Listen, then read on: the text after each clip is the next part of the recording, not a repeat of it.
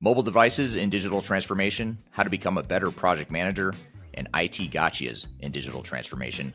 Those are just a few topics we'll cover here today in episode number 130 of Transformation Ground Control. This is Transformation Ground Control, your source for all things business, technology, strategy, and change. If you're growing your business, leading change within your organization, or undertaking any sort of operational or technology change initiative, this podcast is for you. This show covers what you need to know about digital transformation, organizational change, operational improvement, and business growth. 5, 4, 3, 2, 1. And now, here's your host, Eric Kimberling.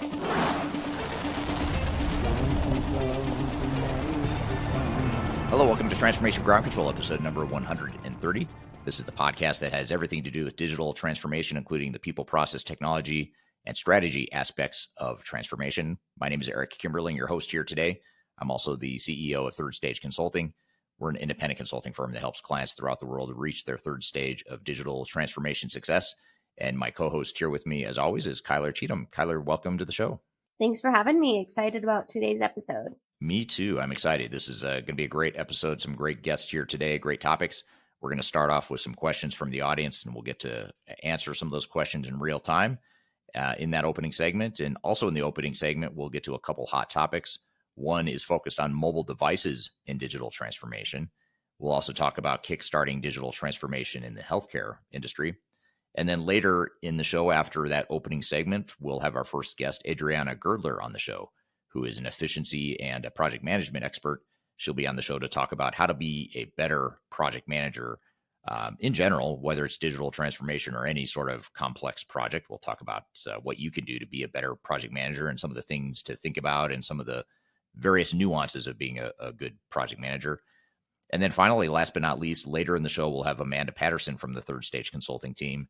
She'll be on the show talking about IT gotchas during digital transformation. So we'll talk more about the IT nuances of transformation and what are some of those things that oftentimes get overlooked but end up surprising you as part of a digital transformation. So be sure to stick around for that. But before we get to our guest, a quick reminder, you can find new episodes of this show every Wednesday on LinkedIn, YouTube, Facebook, and Twitter, as well as audio podcast platforms throughout the world, including Amazon Podcasts, Google Podcast, Apple Podcast, etc. So be sure to subscribe there if you don't already. So that being said, let's jump into some of these questions you have for us, Kyler. Yeah, absolutely. Well, I have my question jar here. And if you are not familiar with the question jar, you can comment on any of Eric or Third Stage's social media platforms on any of our content with the hashtag AskEric. And I will pull all of those questions and we will address them in future episodes. So let's get into it. So this one is from Eric, your YouTube channel, and it asks, what are the 3 stages in business transformation? Is stage 3 digital, but what about 1 and 2? So let's focus on kind of explaining the 3 stages of digital transformation. Yeah. So generally when we talk about the 3 stages of digital transformation, which is where the name Third Stage Consulting comes from, there's first of all, it's helpful to understand that it's a rocket launch metaphor. And so when you launch a rocket into space, typically, historically, what happens is you have 2 stages of booster that gets the rocket up into space, but then the third stage boost is what gets it up to its ultimate height and speed.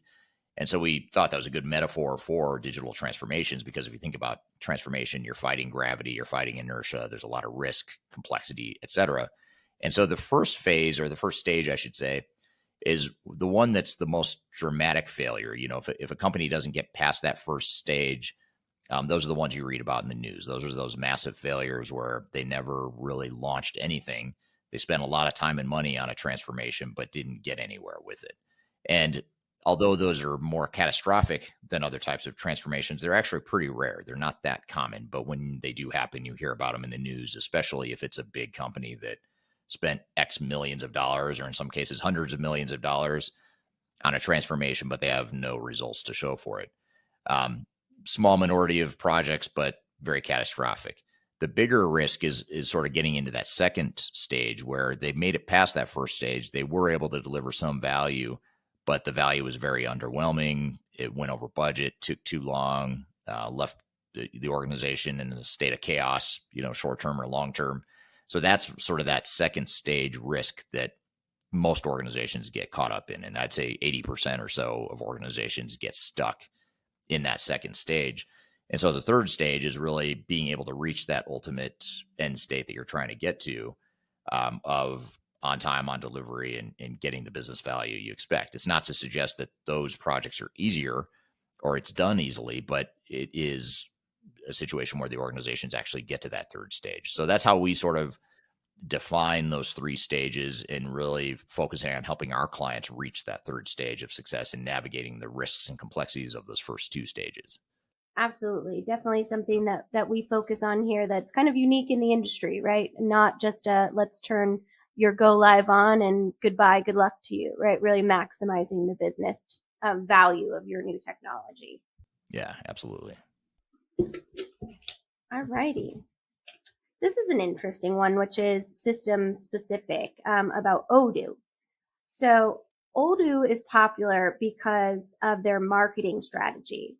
The client becomes the reseller and then recommends Odoo to prospects. What do you think of this overall unique strategy? Well, first of all, I'd say I agree with the comment that Odoo is good at marketing. They are extremely good at marketing. They're also very good at building a very passionate following behind their product. And I think a big part of that probably is this unique marketing and affiliate program sort of model that they've developed as a company.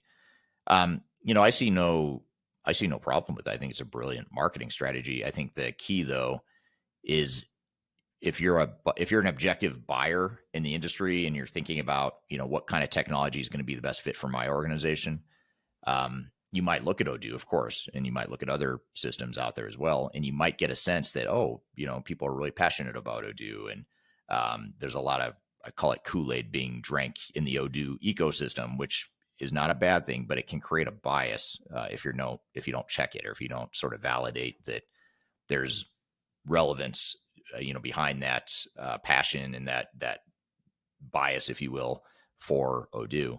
So as an organization, you have to take it into account, but also look past that and say, okay, well, let's just look at the product itself. And is it a good fit for what we're trying to do organizationally and strategically? So I think it's a good thing. I have no problem with it, but it just creates an unintended dark side, which is how do you see past the passion that people seem to have for Odoo? Because it may be a good fit for your organization, but it could also be a terrible fit. And you don't want to be tainted or biased by the fact that so many organizations out there are very passionate about the product. Same can be said for SAP. There's a lot of people out there that love SAP. There's a lot of people that hate it too, but there's a lot of people that just love SAP and swear by it and think it's the best thing since sliced bread, especially for large organizations. And so if you start to hear that echo chamber of reinforcement, it could create a bias unintentionally that you've got to look past. And that's true for any software vendor. Absolutely. Understanding your unique requirements and needs is really that first step to understanding the best system for you. And if you do have more questions about Odoo or software comparisons in general, you can head over to the Third Stage YouTube channel or Eric's YouTube channel. We have a variety of different comparisons, as well as kind of our independent and technology agnostic overviews of the weaknesses and strengths of each system. Yeah. All right, let's do one more here. Ooh, this is a good one. This is from your YouTube channel, and it says, so we know leaders must be the face of the digital transformation project, but what if leadership isn't bought into the need for organizational change management? Well, that's a good question. A lot of leaders are not bought into the need for organizational change management. I think, first of all, it's good that you recognize that they aren't bought in. If that's true, if they're not bought in, it's important to recognize that and know that you've got a problem you've got to deal with. Because if you don't overcome it, if you sort of brush it aside and assume that you can just power through the implementation or power through the transformation anyway without the buy-in and support for change management, you're going to be setting yourself up for failure. So the sooner you can get the organization and the leadership from the organization on board with change management, the more effective you're going to be as a project team member and as an organization as a whole. So my recommendation is that, first of all, you have to educate and educate to leaders why change management is so important and why this is not just an IT project. A lot of times executives think it's the same as, if we're a digital transformation is the same as if we were going to roll out a bunch of new laptops or a Windows upgrade or an Outlook upgrade through the organization. Those are never easy, but relatively speaking, those are easier initiatives than a digital transformation, which is a broader based, more all-encompassing change to a business that a lot of leaders don't understand. So a lot of times it's helping paint the picture of what this transformation really means and what the impact is to the organization. And then once they see that, oftentimes then they understand that, oh, we're not just deploying new technologies. We're talking about making these massive overhauls to our processes, or, we might be consolidating jobs or automating people's jobs. And we have a whole department here that, we're going to automate X% of their jobs, and we've got to figure out what we're going to do with them. And, once you get into those kinds of conversations, then executives start to understand that, okay, this is not just a technology rollout. This is a big business transformation, essentially. And now, we get it. We understand the need for change management. The other part of it too, the other thing I'd add is if you can do an organizational assessment, like a readiness assessment, and quantify some of the cultural nuances of your organization and quantify some of the sources of resistance that are likely to occur as a result of the transformation, then oftentimes that makes it easier for executives to really understand objectively why change management is so important and understand what the issues are that they're going to need to address. Absolutely. And that, that's a really complex question. It can be very difficult to kind of turn the head of the executive team. So as a support resource to that, we'll pop a QR code up here to our organizational change management guide, which is really a full playbook of how you secure that buy-in. It's also in the link below wherever you're getting this podcast or video. So that's always a good tool to be able to kind of showcase the need for those initiatives and the power of the impact for failure. So definitely a very important question. Yeah. Yeah. And just as a reminder, if you'd like to ask Eric a question, go ahead and pop it on any of his social channels. We comb through all of those and really enjoy all of your great insight and questions. So feel free to pop those wherever you're viewing today as well. And we will pull them for next week's episode. Yeah, sounds great. And thank you to everyone who asked these sorts of questions, because they're fun to answer real time here on this show. So I look forward to seeing what other questions people come up with. Well, good. Well, we're going to shift gears and get into some hot topics here in just a moment. Two hot topics in particular that we'll cover are mobile devices and digital transformations and the use of mobile devices in transformation, as well as kickstarting digital transformation in healthcare.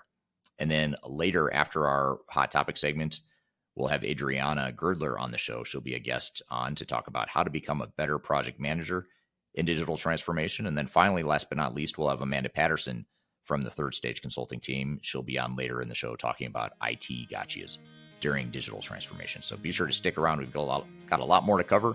You're listening to Transformation Ground Control. We'll be right back.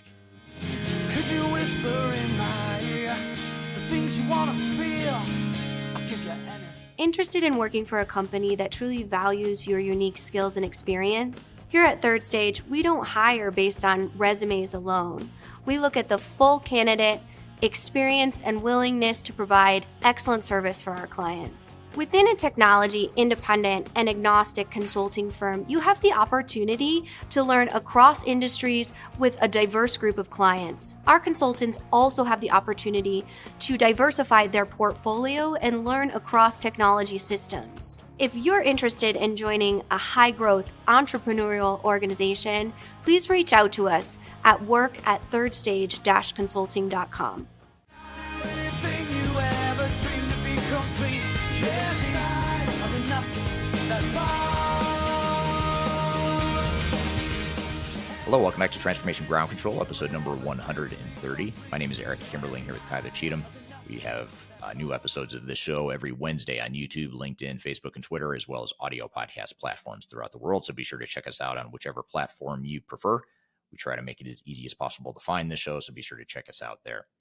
So, Kyler, you've got a couple hot topics, really interesting hot topics in store for us today. What have you got for us?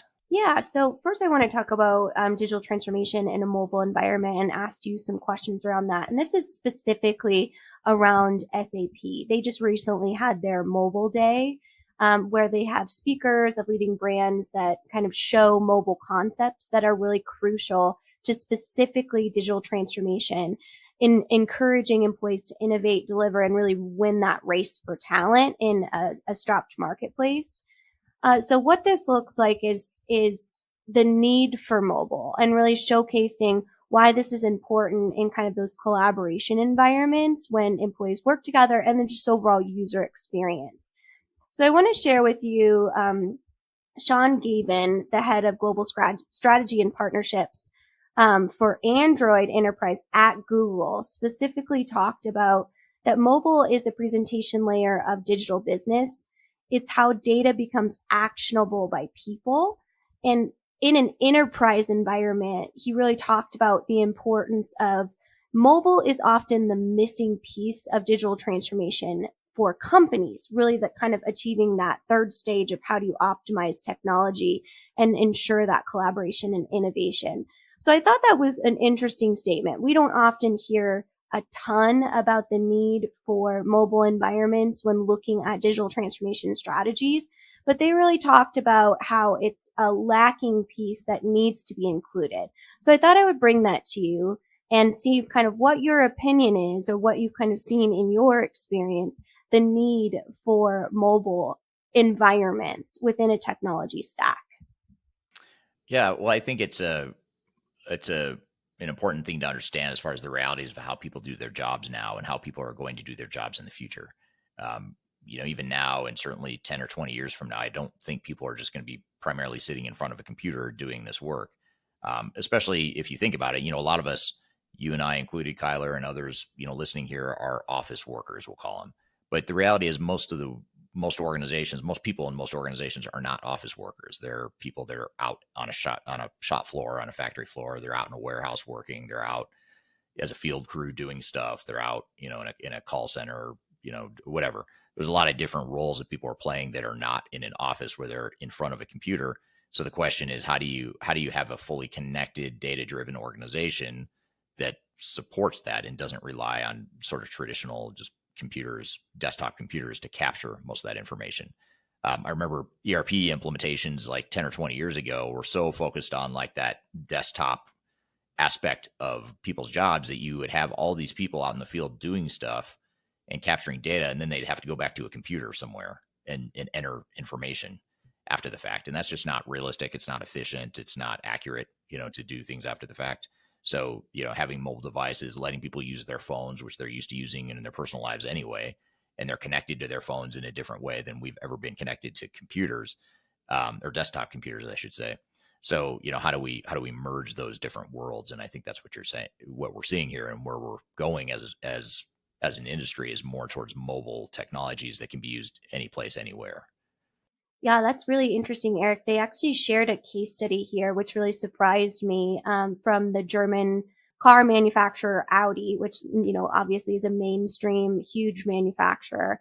And what they do is they really demonstrated how the company uses kind of new native apps from SAP to improve their warehouse process. And the example here is they centralize and simplify the entry to all SAP applications with SAP Mobile Start on their manufacturing floor. So it's really all a mobile environment. And I never even thought that was a possibility. Yeah, I mean, and there's so many examples of how mobile can be used to streamline a company's operations. As you were talking about, maybe because you were talking about Audi, it made me think of Europe. But when I was in Europe, I remember being in Europe about 20 years ago and noticing how at restaurants, they all would have those little mobile devices to take orders. And then when you went to pay with your credit card, it was all right there in the self-contained mobile unit that a server would have. But then you'd go home to the United States, or I'd come home to the United States, and we didn't have that. In fact, we haven't really had that sort of mobile usage in restaurants in the U.S. until COVID. I mean, COVID really drove that for some reason. I'm not fully sure why, but whatever. During COVID, that's where a lot of restaurants now are using that. But we're 20 years behind much of Europe. So it's just I bring that up because that's sort of like a common consumer facing process that has been automated over time. And you look at a company like Audi or any manufacturer that has thousands of people out doing stuff in different parts of the organization, physically different parts of the organization, And for us to collect data and capture real-time data, we have to have a way for those people to capture data and do their jobs wherever they are without having to rely on them to come back and remember what they did or look at a piece of paper and re-enter stuff into a system centralized. Yeah, definitely those manual processes.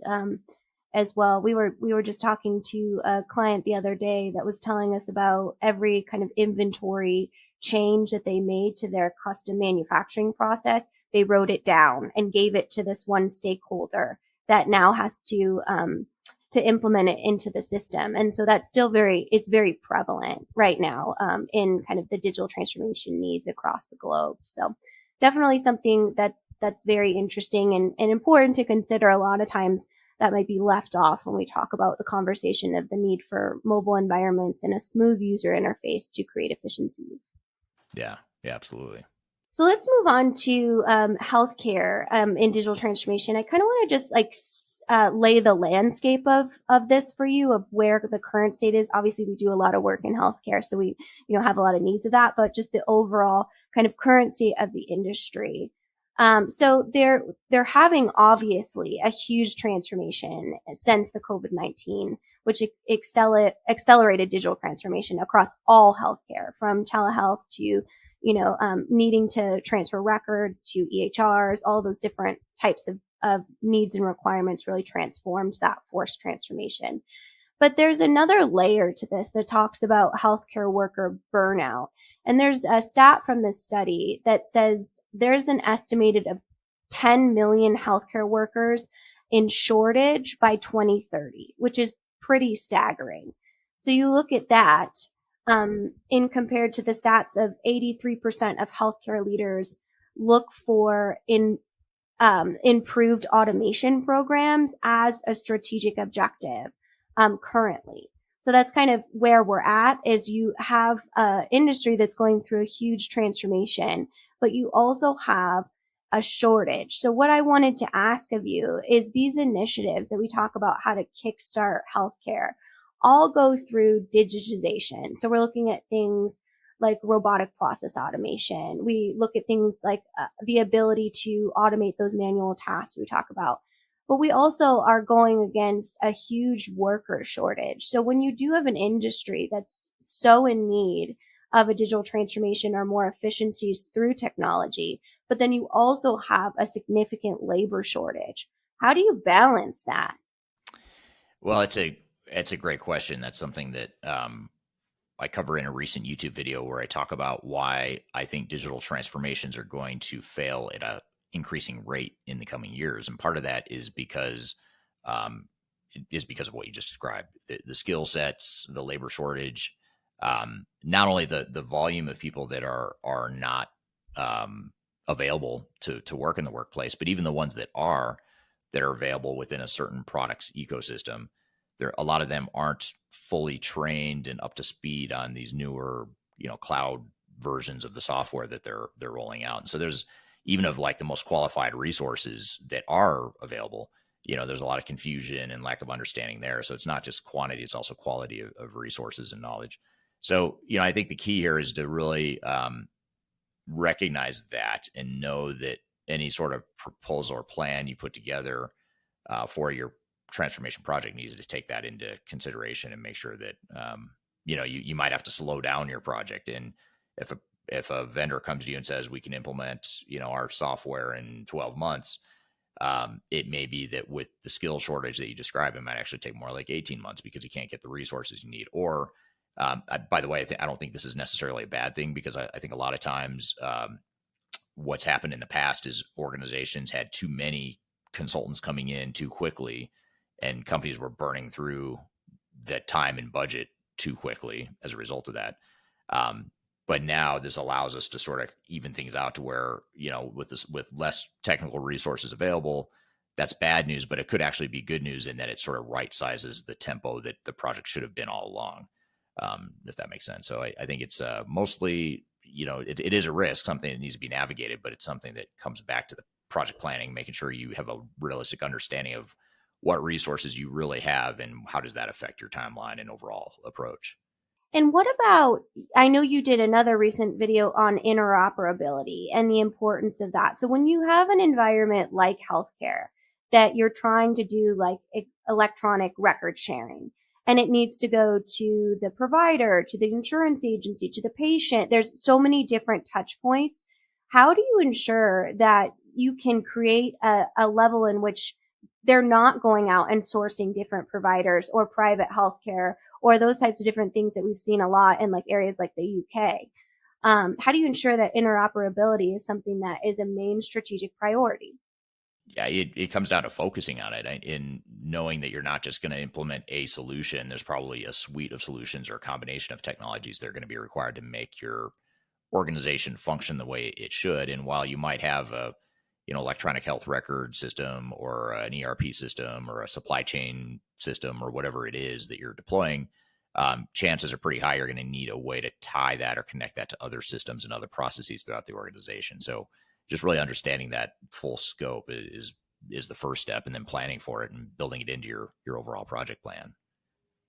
Absolutely. Well, definitely something that, suggestions always are reaching out to those experts, especially if it's a huge, complex project like this, because, that awareness is really key, and the knowledge of failure points is power. So thank you for providing all that great insight. And of course, if you have any suggestions, I highly recommend sharing them in the comments here so we can really create that community and that network to set our projects up for success. Yeah. And speaking of setting projects up for success, we are going to have an efficiency expert in project management discussion here in the next segment. We're going to dive into how to become a better project manager, which sort of ties back to some of these hot topics we just talked about. We're going to have Adriana Girdler on the show, who's an efficiency expert, project management expert. She's a trainer, a YouTuber. And in fact, that's how I found her, was on YouTube. So excited to have her on the show. She's been on the show in the past. It's been about a year. But she's going to be back, and we're going to talk to her about how to become a better project manager. And then later in the show, after Adriana is on, we will have Amanda Patterson on the show, and she's going to be on to talk about IT gotchas during digital transformation. Amanda is a team member here at the Third Stage Consulting, where you and I work, Kyler. So looking forward to both guests. So we'll have Adriana on the show as soon as we take a quick break. You're listening to Transformation Ground Control. We'll be right back.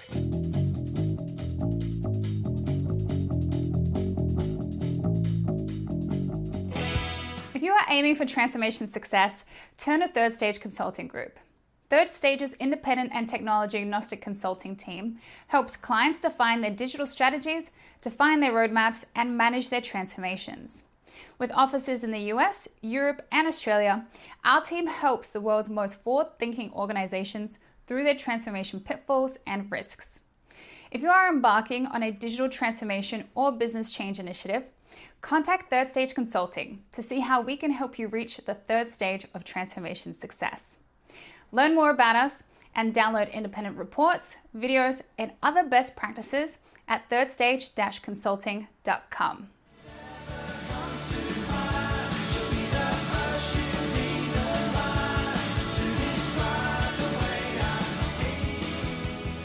Hello, welcome back to Transformation Ground Control, episode number 130. My name is Eric Kimberling, here with Kyler Cheatham. You can find new episodes of this show every Wednesday on YouTube, LinkedIn, Facebook, and Twitter, where we stream every Wednesday morning U.S. time and morning in the Americas, afternoon and evening in Europe, Middle East, and Africa, and Asia as well. So be sure to check us out there. And we also, on Wednesdays, release this podcast in the audio-only version on all the audio podcast platforms throughout the world. So be sure to check us out there. So I'm excited for our next guest, a return guest coming back for her second time. She was on before to talk about sort of the basics of project management about a year ago. I think it was in September of last year. If you go back to Transformation Ground Control, back to about the September timeframe, you'll find the episode where she first made her debut appearance on Transformation Ground Control, and now she's back this time to talk about project management again, but more specifically, how to be a better project manager. How can you sort of fine tune and master this really complex but important profession that is project management. So all that being said, Adriana, welcome to the show. Well, thank you so much, Eric. Always a pleasure to be chatting with you and your audience. And I'm from Toronto, Canada. Great. So we've got Toronto, we've got Denver, we've got already Greece. People mentioning here coming in from Greece, Toledo, Ohio, Daytona Beach, Florida, another from Denver, Colorado, New York City. Egypt, Saudi Arabia, Miami, Florida. So people from all over the world joining here today. Thank you for dropping in the chat where you are today. Fantastic. So this is your second time here on the show, Adriana. So I'm really excited It to have you back. is. Well, thank you so much for inviting me back. It was a great conversation the first time and such an engaging audience. So I'm really looking forward to this one as well. As we were preparing for this conversation, I was going back to my notes to see, what did we cover last time? What were the major threads we covered? And I thought it's been a few months, but it's been almost a year. So time really does go by really fast. I had to go way back in my notes to find the conversation. Isn't that crazy? It is crazy. So glad, better late than never, I suppose, but great to have you back. And maybe just to start for those that weren't part of that initial conversation you and I had, or if they just forgot, maybe tell us a little bit about your background, who you are, what you do, how you got in this role, all that good stuff. Absolutely. I am the President and Chief Efficiency Officer of CornerStone Dynamics, and we are a process and project management consulting firm, and that's what we specialize. So we focus on making the internal ways working for organizations better, more effective, more efficient through project management principles and through efficiency principles. I'm also the founder and creator of Slay Project Management, which is a practical project management online program that really helps individuals to truly understand the framework of project management, to be successful, to execute projects from true start to true finish, and to do it in a practical way with all the templates and everything that you need to be successful. So that's who I am, and that's really what I do. And I help many large global organizations do what they do better. Great. That's a very crisp and concise vision statement, sort of purpose statement of what it is you do. Very interesting. And if you don't already, check out Adriana's YouTube channel. She has a really good YouTube channel. And that's how I found you, actually, was on YouTube. And so anytime I want to know about project management, or I feel like I need to sharpen my saw as it relates to project management, or quite frankly, if I'm just looking for ideas on how to get more concise in my communication or bring up my energy level, I go to your channel. So be sure to check out Adriana Girdler's channel on YouTube too. It's really good. Thank you. And you recently passed 100,000 subscribers. I'm at 140,000 now. Yeah. So Nice. the goal is 1 million. So please subscribe if you haven't subscribed. Every subscriber. No, seriously, it's an amazing community. And really, I get very excited because I like giving value and to ensure that there's lessons learned from there, because there's so much that I think we get so busy on executing that we forget how we execute on things, which can make it either to be A, more work, or B, just have interactions that have a little more struggle with it. And it doesn't have to be with the people around us who we work with, a big part of our day. Right. Absolutely. Yeah. So how did you get started in project management? I kind of know who you are today, but I didn't know you way back when you started out. How did your career progress, and how did you end up in a project management role? So I think, like most project managers, I stumbled into the role.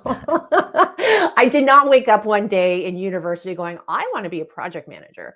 I mean, I have multiple degrees. My first one is a history degree, so a Bachelor of Arts. And then my second is mechanical engineering. So it was really, I stumbled upon it. And I really got into it from the engineering end of things, because with engineering, it's very project oriented. And as a result of it being project oriented, it was just one of those things where I just automatically, because of the role, got into projects. And that's really how it came about. And then it was in my pharmaceutical years that it was suggested to me, hey, you should really get your PMP, which is your project management professional designation. And so I did that in the pharmaceutical years. And I've been doing it, oh my goodness, like 25 plus years, which I know I'm supposed to say I don't look like it. Actually, everybody's supposed to say I don't look like it. Yeah, we're all gonna say that. Thank you. And I mean, that's so vain, right? Such vanity coming into play. But yeah, no, I've been doing this for a really long time. And that's why I have the YouTube channel. That's why I have the practical project management course. And that's why, as a consulting firm, we get asked to help organizations do what they do better, because of the years of experience in the different industries that we've been in. So yeah, it was a stumbling effect. I stumbled. It's funny you say that, though, because I don't know of any project managers that really set out on that project management career path. They sort of stumbled upon it, and then they sort of reactively think, oh, wait, I should probably get certified in PMP or get some sort of skill set training. Or it's interesting, because project management is a skill set. And I think too many people get thrown in the role and then they wonder why things fail. In fact, one of the big stats within project management is 60 to 70% of projects fail. So that's huge. Like when we take a look and we take a step back from an organizational perspective, when we look at success rates, 60 to 70% failure is not acceptable. But yet for projects, we allow for that. And when you take a look at it, it's time, scope, and budget. It's like, did you go over budget? Did you not meet your timelines? And did you actually achieve what you needed to achieve? And that's 60 to 70%, let alone issues within the project and not getting the right quality or having, not the right communication amongst your team. So that causes a lot of political issues, right? So it's a very interesting dilemma. And I think too many people think anyone can do project management. And I think it's not to say that you can't do project management. You have to be taught how to do project management. There is a way to go about doing it. And I think sometimes that gets lost a lot in organizations. And then they wonder why they're not successful, or their initiatives or projects that they're putting in place are just not giving them what they needed. And it's usually because of how things were executed 9 times out of 10. Yeah. So that 60 to 70% metric, that is projects of any sort. I mean, not just digital or technology projects, but any sort of like transformation or any sort of any type of project. It's a really high, it's really unfortunate because it shouldn't be that way. But yeah, it's like any, and then you add in certain types of industries or types of projects. And I'll be honest, you put in any type of digital project and you mix it with the regular corporate population who is not digital or who doesn't understand software related stuff. And that even increases more so.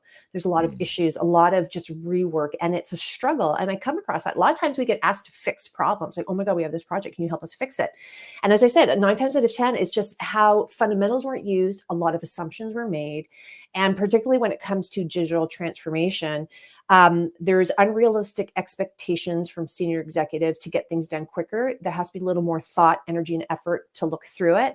And then the biggest problem too are business requirements. There's this disconnect that I see all the time between software related folk and regular office related folk. And what I mean by that is like someone who's in the finance department doesn't really understand how software engineers work, let's say, or if you're in that digital mindset, like, okay, I have to bring to all these things to fruition. And there's a little bit of disconnect with methodology. And then that's where I find everything falls apart. So it's like, that's why you have to really take a look at projects from true start to true finish, from the point of initiation. And yes, you can still implement an agile methodology, waterfall methodology, like whatever hybrid methodology, whatever methodology you're going to use, but there's still this framework that you have to look at and apply. And remember, it's about people. And that's what gets forgotten. It's all about the task and about getting it done. And we have to forget it's about communication. It's about bringing people along the journey and ensuring that you've crossed your T's, dotted your I's. And that's for risk management and change management and things of that nature, which gets lost in a lot of digital transformation projects. Yeah, for sure. And I've noticed, maybe it's just the timing of when I've noticed. I don't know that your content has necessarily changed that much, but I have noticed in your content on your YouTube channel lately, there seems to be more conversation around change management and the intersection of project management and change management, which I think is really fascinating and really important for people to understand. So kudos to you for not just focusing on sort of the PMP-ish sort of stuff, but also looking more globally at what are all these different moving parts and pieces that are so important to make any sort of project successful. Well, I'm glad you bring that up, because I think sometimes we forget, because I'm also a master black belt Lean Six Sigma. So you have to understand, like, I take the efficiency and effectiveness aspect and I try to streamline and make everything as efficient and effective as possible. And it doesn't matter what it is that I do it with. So, and it's whether it's that genre, whether it's project management genre, it's fine to have your book knowledge, right? Your book smart, like, oh, hey, I know all of that. But it's the practicality of things that I think gets lost. And it's the A, have you done enough to have experience? And B, do you understand people? I think that's the biggest thing I see as a disconnect in a lot of projects is, do you understand how to motivate people? Do you know how to communicate? That's where that change management piece comes in. So it's really important that you integrate that into your project planning for sure. Yeah, absolutely. So since you and I are both vain, we share that characteristic here. I have to share this comment here from Brandon on YouTube.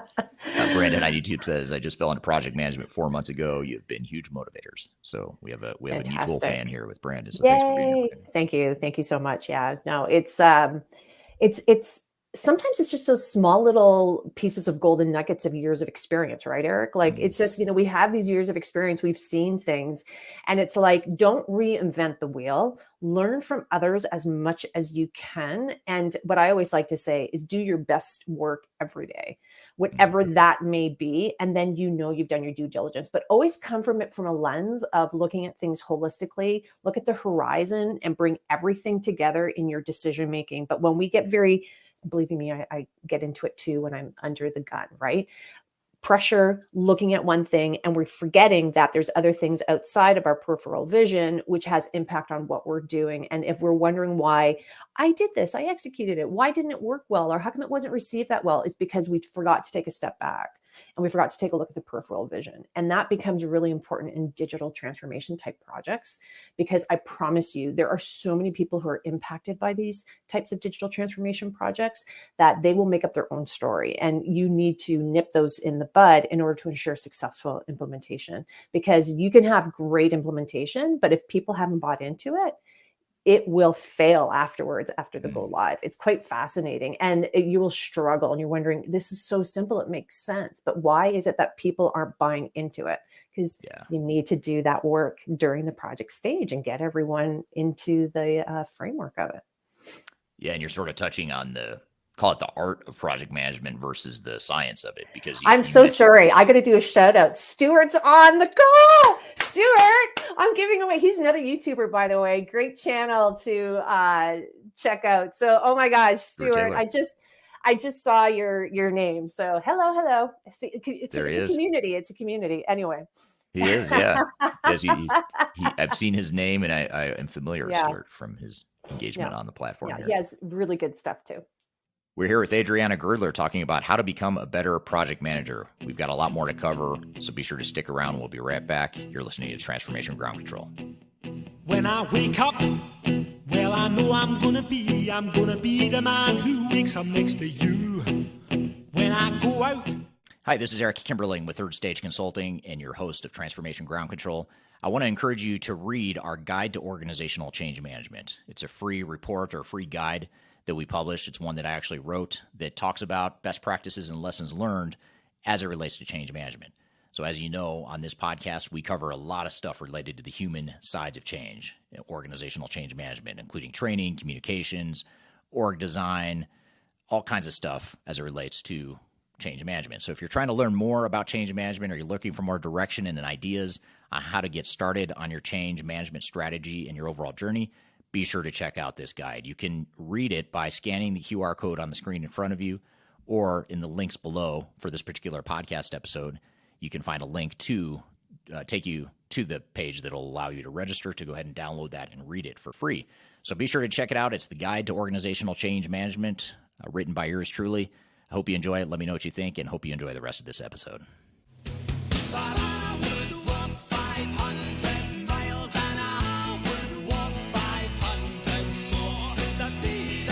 Hello, welcome back to Transformation Ground Control, episode number 130. My name is Eric Kimberling, here with Kyler Cheatham, and we're in the midst of a conversation with Adriana Girdler talking about how to become a better project manager. Let's jump back into it.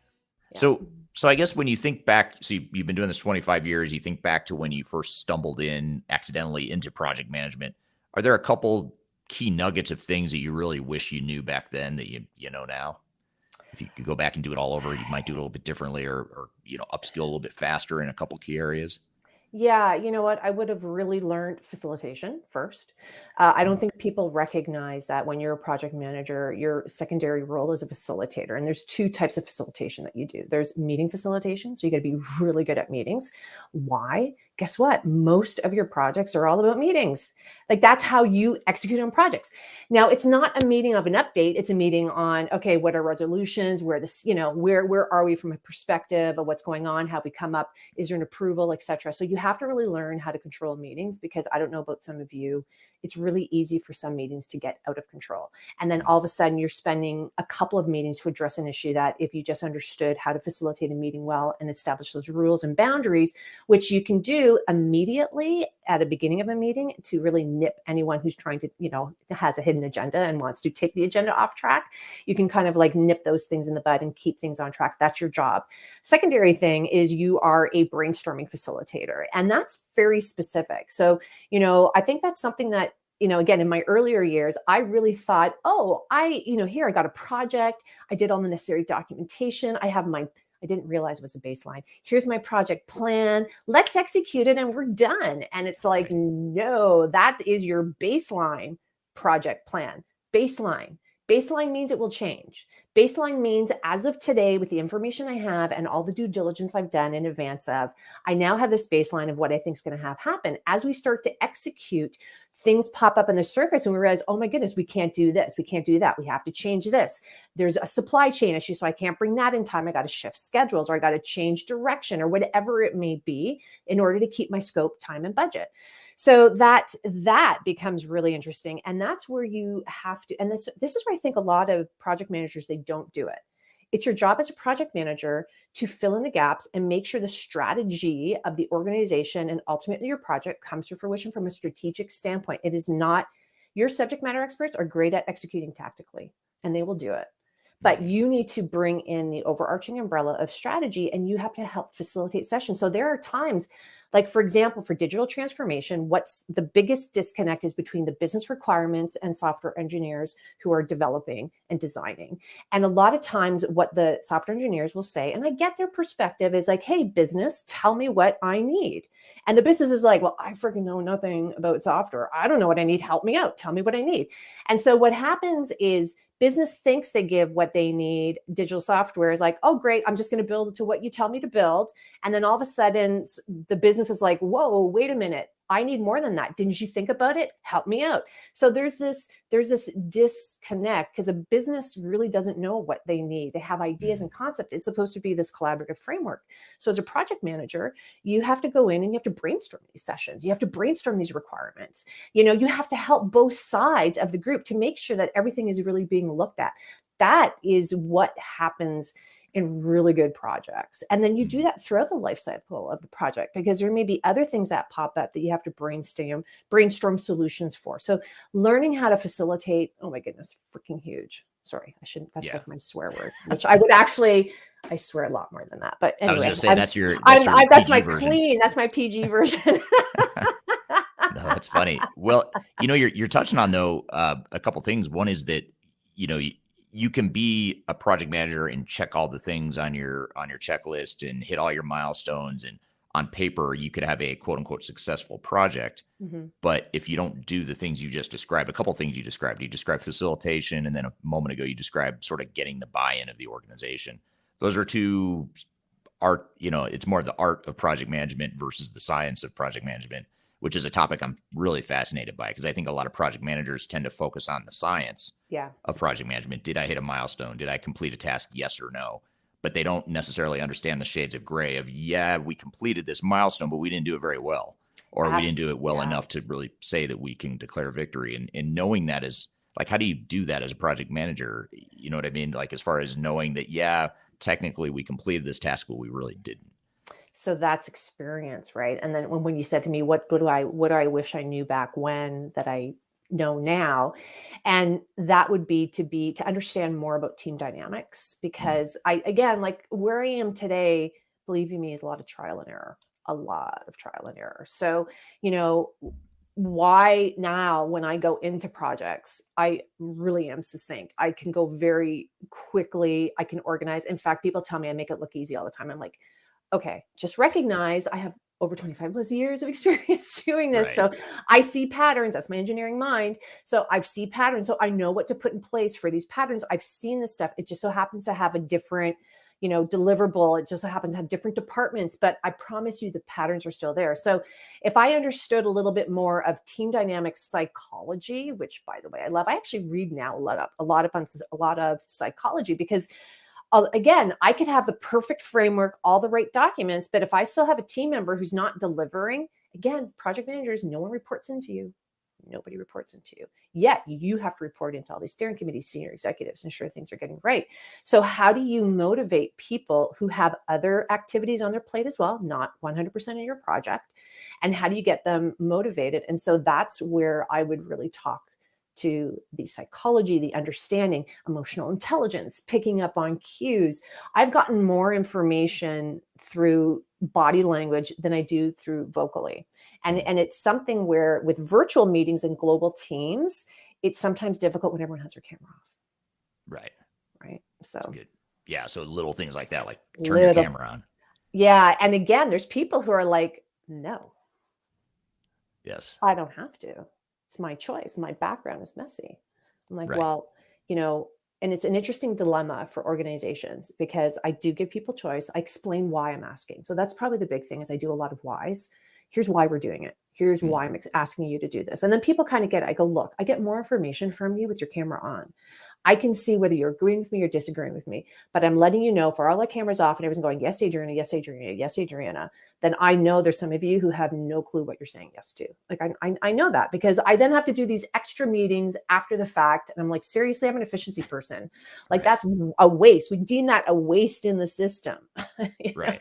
And now like now I have to do, seriously. So, for smaller core teams, great. I find the larger teams, there's a little more challenge with it. And I feel for organizations because, in all honesty, when you're in the office, do you like hide in the corner and turn your back to everyone because you don't want to show your face when you're around a boardroom table for a meeting? Do you do that? Yeah, no. Yeah. No. So why is that acceptable virtually? Right. Still a meeting. It's just that it's a tool and a technology we're using. It's fascinating. If you're doing work in a meeting, then you shouldn't be at that meeting. Right. Well, I was just going to say, I think that's why people are multitasking. So that's why they don't want to be on camera necessarily. Yeah. Well, and if that's the case, be honest and, say to the facilitator, which is why I talk about facilitation. You have to know who to invite, what exactly you're doing, what's your agenda, because if people know that your meetings are productive and have a purpose, they will join and they will turn the camera on and they will do what they need to do. If they feel it's just the same old, like a status update meeting, or we're just going through the motions of stuff, then they won't turn it on. So there's something where you have to look to yourself and say, how much am I contributing to this issue as well? So, I always say, as I said earlier on, always put your best foot forward, do the best job you can for the day. But on the flip side of that as well, you have to always ask yourself too, am I part of creating what the issue is right now? Let's say with like meetings and everyone having their camera off, right? Is it a culture thing? Is it, is it just people on my team? Do I have to have some one-on-ones? And this would probably be going back to your original question. I wish when I was younger, I had the courage and knew how to properly address challenges, because I think there was a part of me that would ignore challenges. And I see that a lot in the younger generation is they don't know how to address challenges. And instead of addressing them and learning it, because it's a skill set, a very powerful skill set for all relationships, professional relationships, personal relationships, they walk away. Right? They walk away or they don't address it. So it's very interesting. So, again, that's that whole psychology. How can I properly, respectfully, and professionally, Eric, challenge you and address a difficult situation because you're not delivering? That's not easy to do when you're young and you have someone who's older than you, who's a subject matter expert on your team. Right. So, but there's a way to go about doing it. Yeah. Way to go about doing it. Yeah. Well, and back to what you were saying about facilitation and sort of understanding and asking questions, those sorts of things can oftentimes draw out sources of misalignment, or it builds credibility too by asking those questions and facilitating well. We're here with Adriana Girdler talking about how to become a better project manager. We've got a lot more to cover, so be sure to stick around. We'll be right back. You're listening to Transformation Ground Control.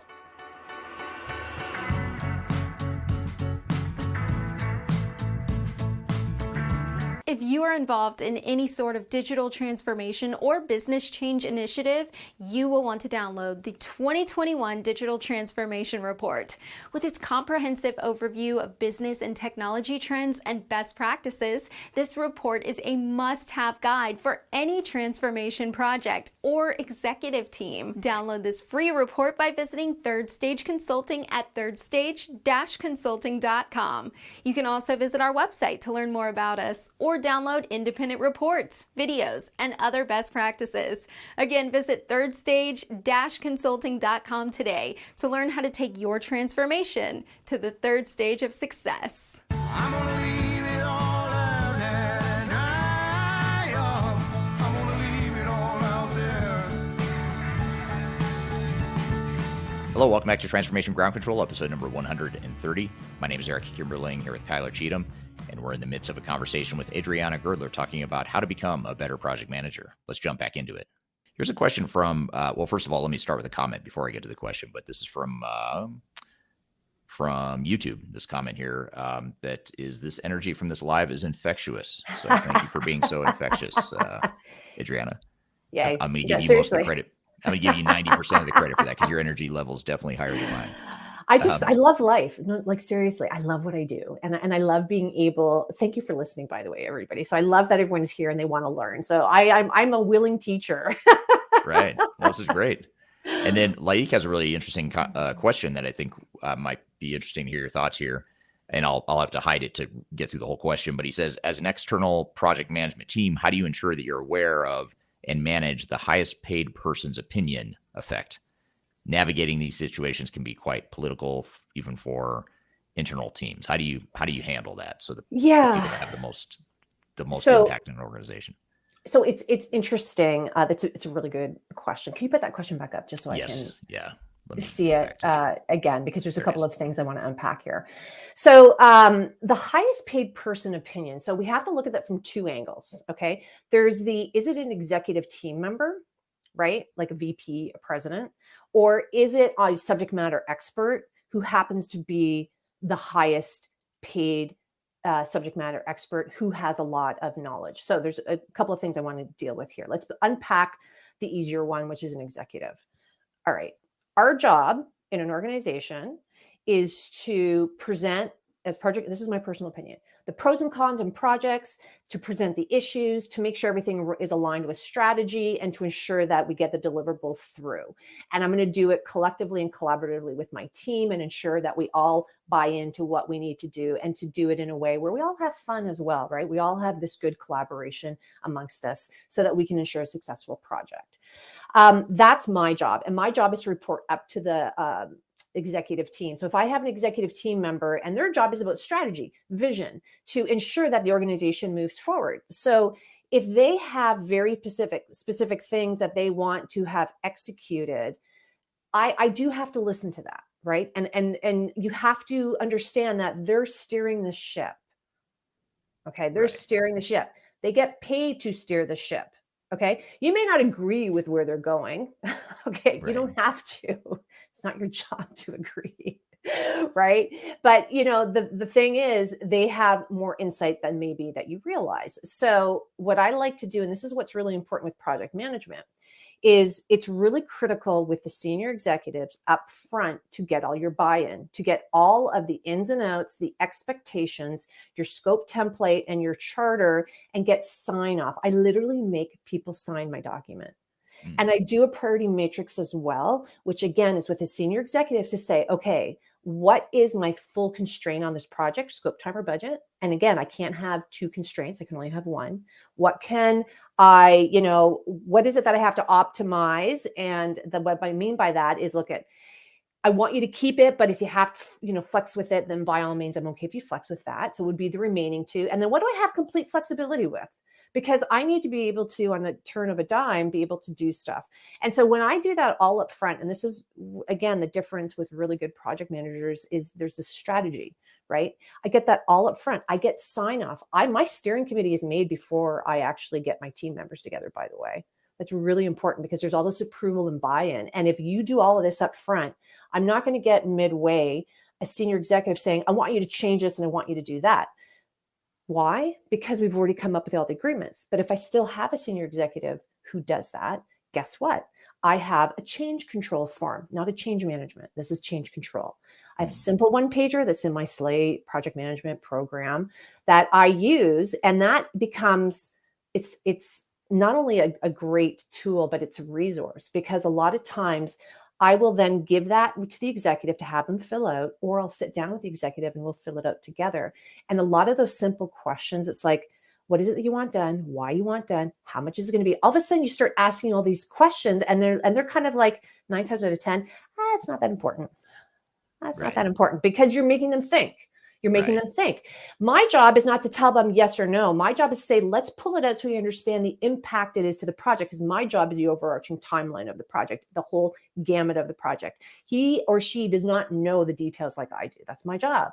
So now I'm just sharing with them, like, you need to understand, let's pull this out. Okay, what are you willing to give up? Because you can't have it all, right? You're doing this in the middle of the project. So again, so that's the technique that I use to really, nip things in the bud before they come to fruition. I have my scope and my charter, which I've already got approval from. So I bring it back, like, why you want to do it? Because we've already said we were going to do A, and now you want to change and do B. So, that becomes the easier one to manage, because you do the right process and framework. So I hope I've answered it from that perspective. Now there's number 2. What do you do? Well, I was just going to say, just to add to what you said, I think you had some really important points, which is you use the words, you can't have it all. And you also talked about how you're really enforcing sort of a buy-in, ownership, sign-off process that makes this not about you, the project manager. You, the project manager, are responsible for these decisions, because you're not. I think what you're saying is that, you can't have it all. There's always going to be trade-offs in any decision you make in a project. And B, you, the project manager, should not necessarily be the ones making those decisions. You should be facilitating the decisions and kind of forcing the ownership of the rest of the organization. Yes. And I think that's, a lot of us as project managers think, oh, okay, I have to take these unrealistic expectations that make no sense, that's impossible to deliver, but I have to figure out a way to go deliver that. Instead of saying, hey, let's figure out what the trade-offs are here and go with that instead. That's a really good call out. And I think a lot of project managers do that. Oh my God, I now have to deliver on this. Why are you taking that on? Right. You don't get paid to take that on. You don't get paid. Believe you me, those executives, they're getting paid big bucks for a very good reason. And you have them on the steering committee for a very good reason. That's why I established that in the beginning. And it's not an option.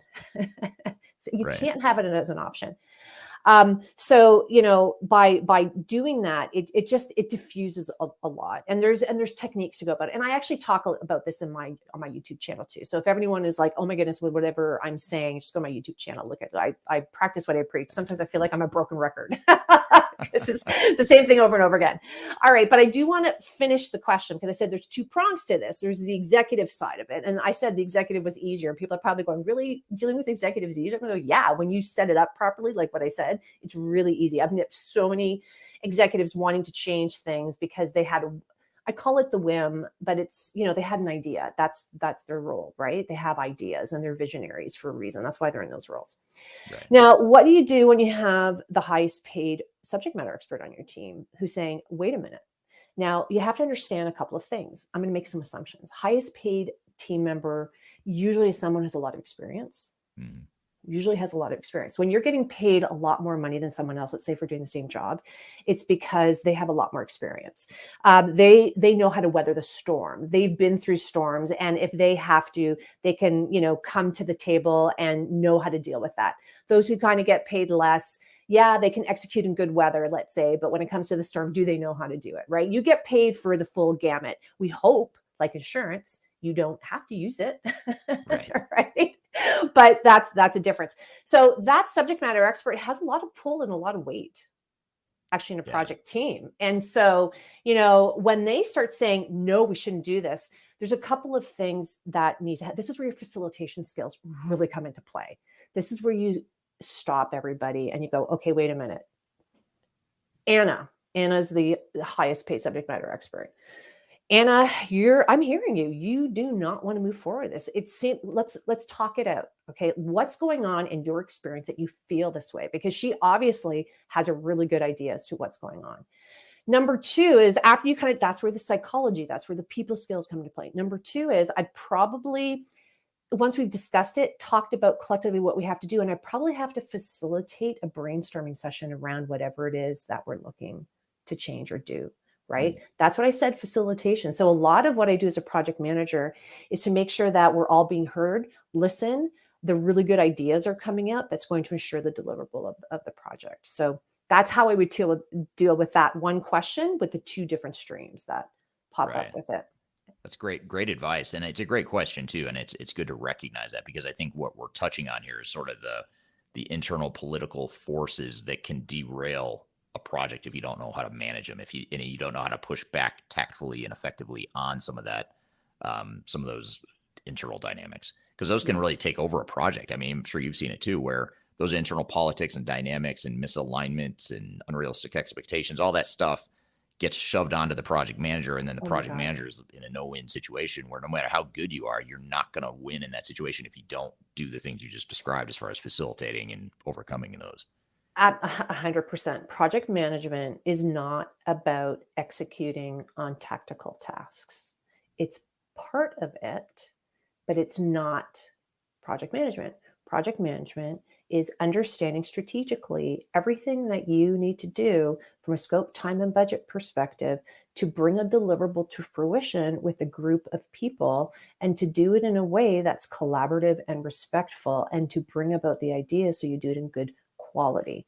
So when you take it from that perspective, you look at things differently. So I'm collaborative. So let me put this in place. I'm the project manager. At some point, like, I'm collaborative in nature with what I do, but I also let the team know at some point I have to say, stop, this is what we're doing. Like, at some point, I also have to come in and be a decision maker, right? And if there's something that I can't be a decision maker with, or really it's not a decision for the team or myself to make, it's the job of the steering committee, who that's their role in projects, is to remove roadblocks, to do approvals, and to ensure the strategy of the organization is being met within your project. Okay, you need to understand that. Then that is what becomes, and I'll escalate it. We first try to resolve things with our team, always. If I can't resolve it with the team, that's when it gets escalated. And I usually tell the team, hey guys, you know what? If we can't resolve this, it's all good. Don't worry about it. Let's pull out what we need to have. Let's have the senior executives who get paid the big bucks. Let them make the decision. And believe me, I document it all too, right? Because I've had that happen where I've had a senior executive, why did you do this? And I'm like, whoa. Well, first of all, I document a lot. That's another very important skill set. Right. I document it, and then I share, and I have the paper trail. So it's now to a point where I do projects and I just say, guys, would you want to see it? Because of the paper trail. And they're like, no, we know you have it, Adriana. We know you have it, right? Because I pull it out so many times, and they're like, ugh. So it's like, be careful. It's getting documented. And I say it, okay, guys, answer. What's the answer? Because it's getting documented, right? And those are just techniques, because people forget, right? People forget, and it's just your job to remind. And when things get tough, and these projects are always difficult, if you're a project manager on a project, chances are it's a complex project. It's difficult. It involves change. A certain subset of the organization may not necessarily want to go through the change. So it becomes easy to start pointing fingers and looking for a scapegoat. And I hate to say it, but as a PM, like, part of your job has to be to CYA. Like, how do you, everything you just described, even though it's not the intent of what you just described, it is a CYA, or cover your ass mechanism, which is, absolutely, no, I didn't make this decision. This wasn't my decision. This was your decision, the business's decision, and we are executing on that. And if we need to change it, then this is what it looks like. But you know what I mean? Like, you're sort of taking that bullseye off you personally and making it about the organization. Well, yeah. I mean, you take away the emotional charge is what, so like, when you prep things properly, you document things properly, and you follow a really good framework, and you follow the process, as I said, within my program, Slay Project Management, that then allows for you to have everything that you need at the proper place, time, so you can go in, and you're right, cover your arse. So offended easily. We'll change the word. So, okay, because here's something what I don't think people realize. Work is work, right? We have great rapport and relationships with people, but my colleagues, they're not my family. They don't love me unconditionally. They have their issues. They have egos. They come to the table with their own hidden agenda. So you know what? If I were to go in and think that everybody has my back, because that's how it is, that's not the reality of life. I mean, you can take a look even at our personal social media. Like there's trolls who troll and they don't have your, like, come on. Like, so you have to be smart about things. That's all. Like you have to be smart. And that's just over the years of doing, like, yeah, making sure that you document, cross the T's, dot the I's, as I like to say, so that you can just, again, I don't get upset. I don't get emotionally charged. I used to when I was younger. I took it very personally, very personally. As I get older, I have so much more patience and I don't take things personally anymore. It's like, because I have it documented, I'm like, well, wait a minute. Okay, let's go back to the beginning. Remember when we agreed to all of this? What changed? And then you start to, through psychology, you start to do the deeper dive and the dig to figure things out. And then, again, that's what distinguishes really great project managers too, because project managers will start to think like executives and they start to think of it from a standpoint of the strategy. And let's go back to the strategy. If we want to decide to change something midway through, there's nothing wrong with that, by the way, if it's thought through properly. And all of the things that need to be taken into consideration are taken into consideration. You can't change scope on me and add more stuff and expect me to meet the same timeline and the same budget. Ain't freaking going to happen. Right. And you know what? I'll tell an executive that. So you tell me magically, where's my wand? Because I want that for now, the lotto 40 lotto max number, because I'm going to be awesome. I'm going to, so like, where is it? Like, because you can't, anyone who understands, they know that that's not possible, right? Like there's constraints. So yeah. So anyway, I feel like I'm digressing. No, this is important stuff. And I would also argue that maybe organizations you work with don't always love you unconditionally, but I think the audience here loves you unconditionally. We'll have them comment on do we love Adriana unconditionally? So we'll have the audience chime in here. My family loves me unconditionally. My dog loves me unconditionally. And that's about it. That's about it. That's funny. We're here with Adriana Girdler talking about how to become a better project manager. We've got a lot more to cover, so be sure to stick around. We'll be right back. You're listening to Transformation Ground Control.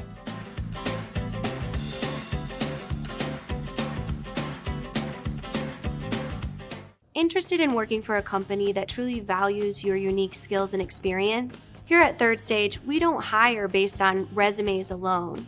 We look at the full candidate, experience, and willingness to provide excellent service for our clients. Within a technology, independent, and agnostic consulting firm, you have the opportunity to learn across industries with a diverse group of clients. Our consultants also have the opportunity to diversify their portfolio and learn across technology systems. If you're interested in joining a high-growth entrepreneurial organization, please reach out to us at work@thirdstage-consulting.com.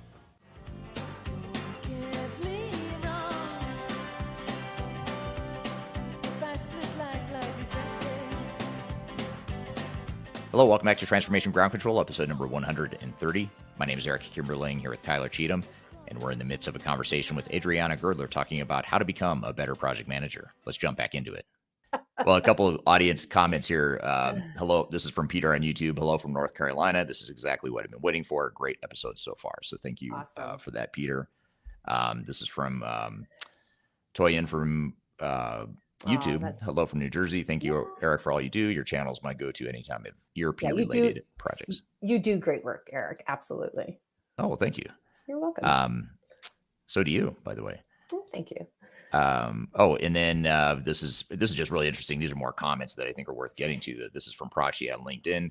Aspiring project manager. These sessions help me a lot to understand practical problems and handle scenarios based on experience. And I think that's a great summary of what you just described for us, Adriana, which is a very complex situation that we as PMs oftentimes find ourselves in. And hopefully that helps in that.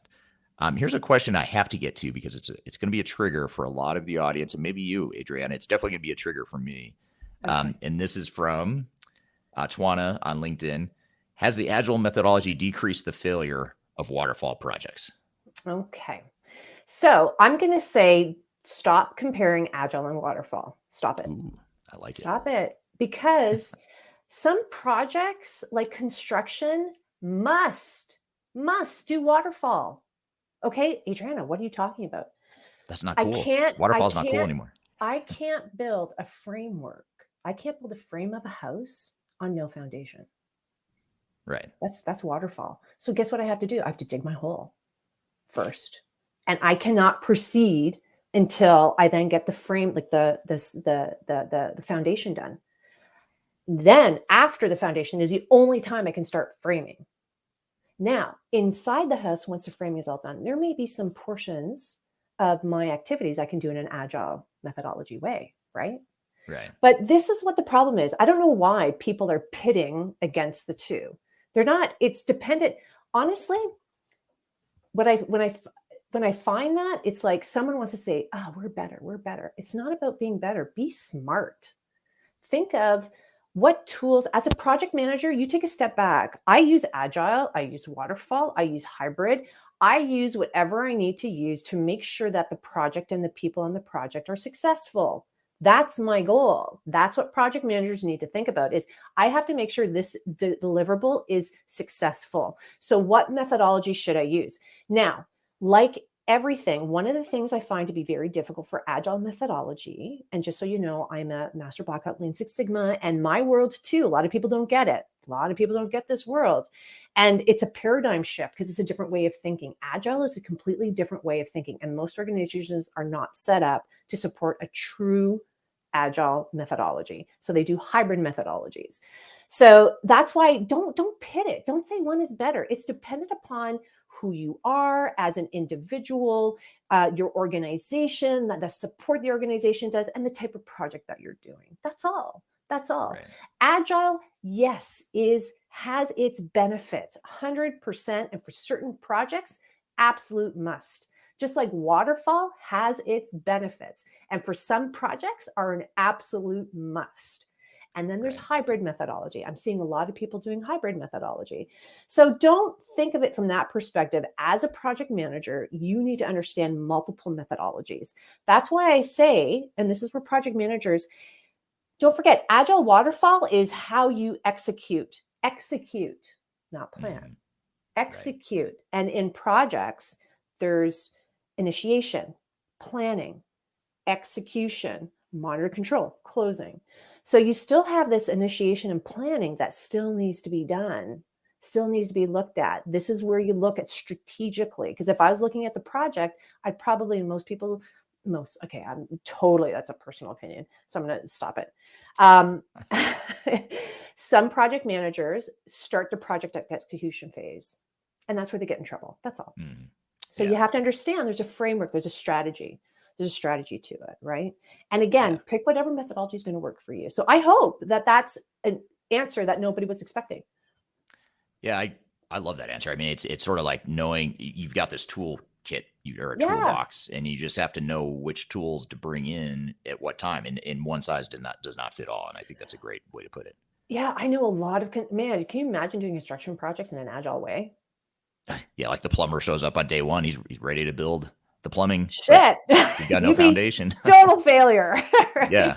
But is that going to deliver you a house with plumbing faster if the plumber shows up on day one? No. Probably not. No, right? So it's interesting. And anyway, so again, it's really dependent upon the project. Yeah. Yeah. Great point. Great question too. Thank you for asking that. Yeah, it is a great question because I think a lot of people don't know the answer to it. And there really is no answer. It's a tool in your toolbox. Right. Which I like that. Yeah. Feel free to borrow it. You can steal that from me. I totally will. Free of charge. So this is from, I'm going to shorten his name just because I don't know how to pronounce it and I apologize, but I'll call him Singh. This is from Singh on LinkedIn, and it's more of a comment, but I think it's a really good sort of recap or a summary reinforcement of something you said, Adriana. Distributing responsibility does tend to bring expectations down to earth. It allows for Eric's favorite quote, "What do you want to be when you grow up?" to flourish, as realizing you can't have it all forces stakeholders to add more thought to what they, let me hide it so I can show it or read it. Realizing it forces stakeholders to add more thought to what they consider to be a requirement.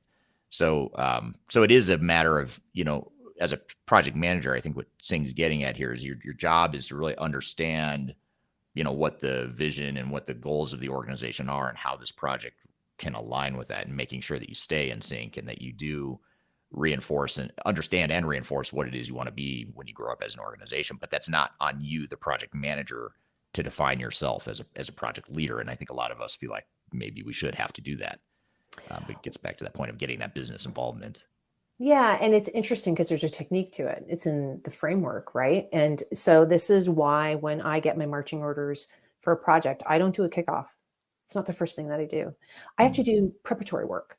I do my initiation stuff. I build my steering committee. I get a confirmation for the priority matrix. I understand what are we going to be delivering. I prep my charter. I baseline stuff. I then do my kickoff and I present to my team a package. Hey guys, here's a baseline of what we have to do. And my kickoff meetings are not 1 hour. Sometimes they're a full day. It's like a workshop facilitation. And I bring them, hey, let's get all into agreement. Are we in agreement with what has to go here? Now you tell me, what do you feel on your subject matter expertise? Because I've already, figured out who I need to have on there. Have we missed anybody? What is it that you feel that you're going to deliver on? And now I want you to build out your plan on how you're going to deliver on this. That's by an accountability from day one makes a huge, huge difference. Makes a huge difference. And it's quite powerful. And when that's why I love starting projects versus coming in and fixing projects. Yeah. Fixing projects midway is a different beast and it's harder. It can be done, but it's not the same as when you can start everything from, I call it the design stage, right? Like you're designing everything and you're getting it all going. But you can do it right from the start versus oh my goodness, fix everything that's broken. That's efficiency in me. Oh my God, I can actually do this right once, first time. Yeah, I can imagine that Right? driving you crazy. The project cleanups, even though I'm sure you're good at it. I imagine it does. It does. It's like, oh, why? Why do I have to If you clean just this would have up? done A, B, and C, we wouldn't be in this You wouldn't mess. have to do no, and that's why. And interesting, that's why I created Slay, because I saw the pattern over and over and over again. It's like, oh my goodness, that's why 60-70% of projects fail. They don't understand the framework. They understand a methodology. They don't understand the full framework on how to truly execute. And I'm telling you, there is stuff that people don't think about. It's that holistic perspective, start to finish. And it's not just the tactical stuff. So, right. Yeah. Here's a question from YouTube that's somewhat specific, but it touches on an underlying broader issue here. And the question here is, I work in post-merger integration.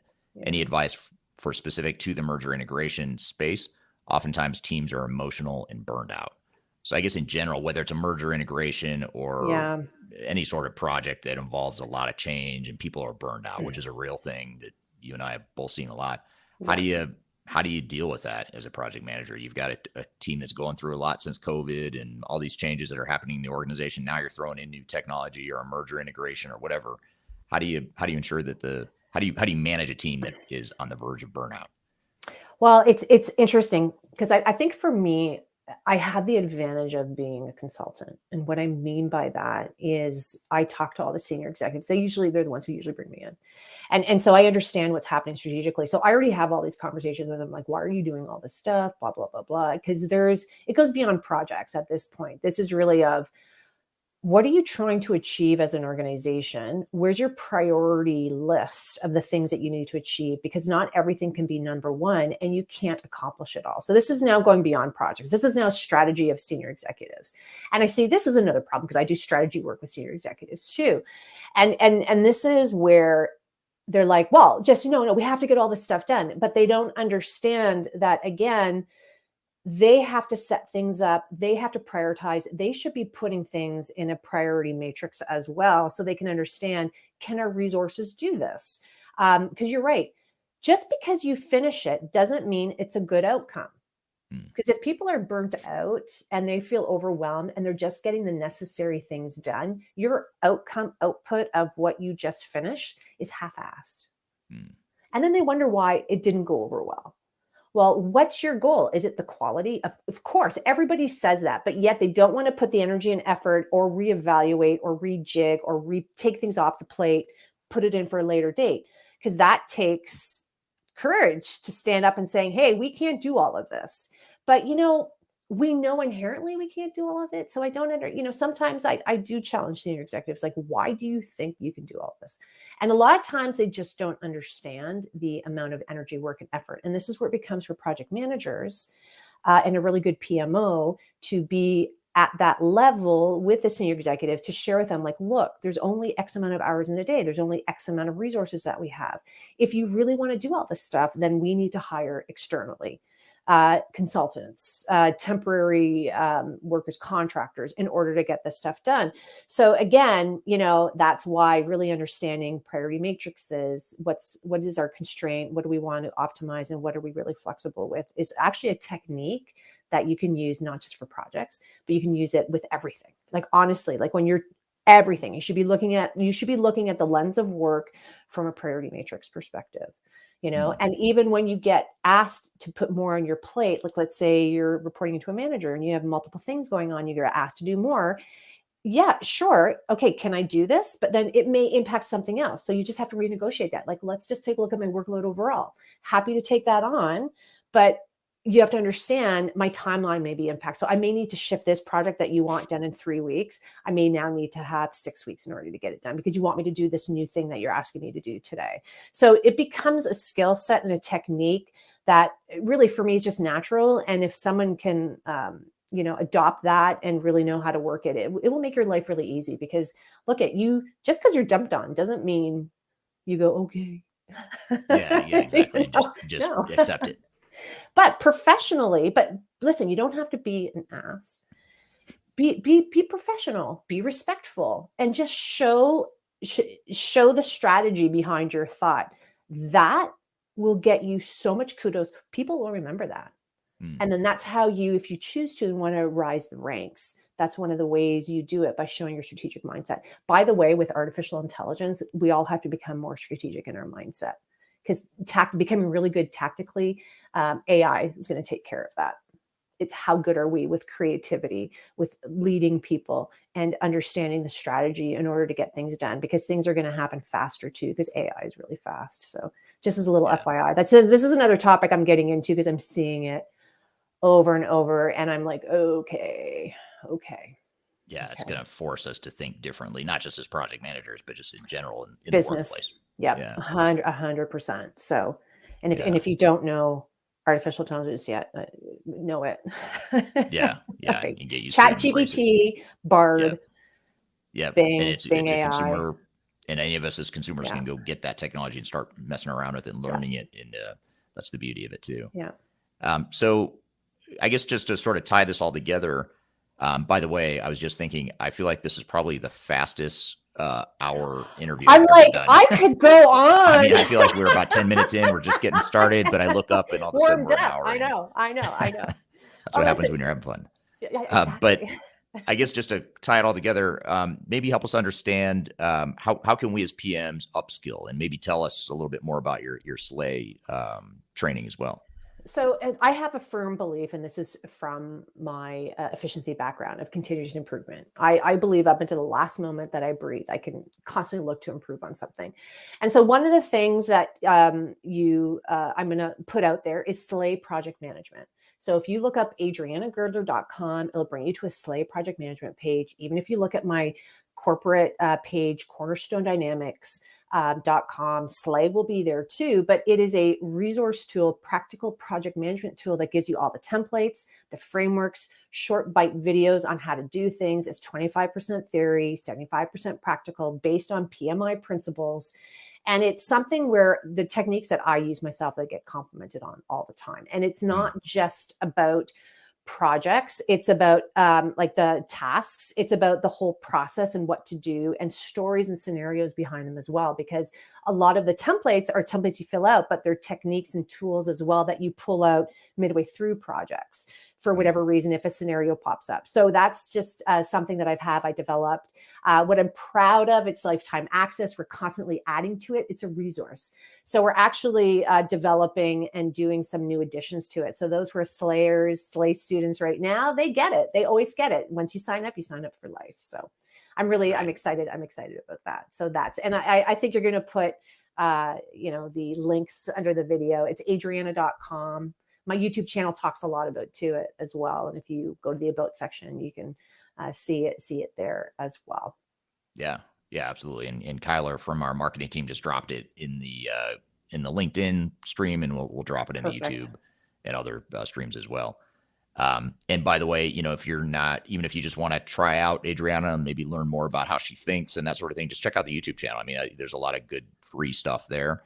And then, of course, if you like that, then the next step is to move towards the project management, the more formal course that she has. So if you like this energy level, why not bring it home with you, right?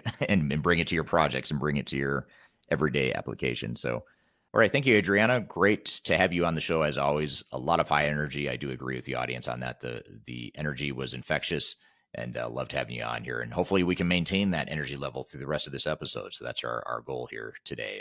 It's been a high bar that's been set there. But Kyler and I have a couple things we want to debrief and sort of touch on as it relates to the conversation with Adriana. So be sure to stick around. We're going to take a quick break. You're listening to Transformation Ground Control. Just tell me what you've got to say to me. I've been waiting for so long to hear. If you are aiming for transformation success, turn to Third Stage Consulting Group. Third Stage's independent and technology agnostic consulting team helps clients define their digital strategies, define their roadmaps, and manage their transformations. With offices in the US, Europe, and Australia, our team helps the world's most forward-thinking organizations through their transformation pitfalls and risks. If you are embarking on a digital transformation or business change initiative, contact Third Stage Consulting to see how we can help you reach the third stage of transformation success. Learn more about us and download independent reports, videos, and other best practices at thirdstageconsulting.com.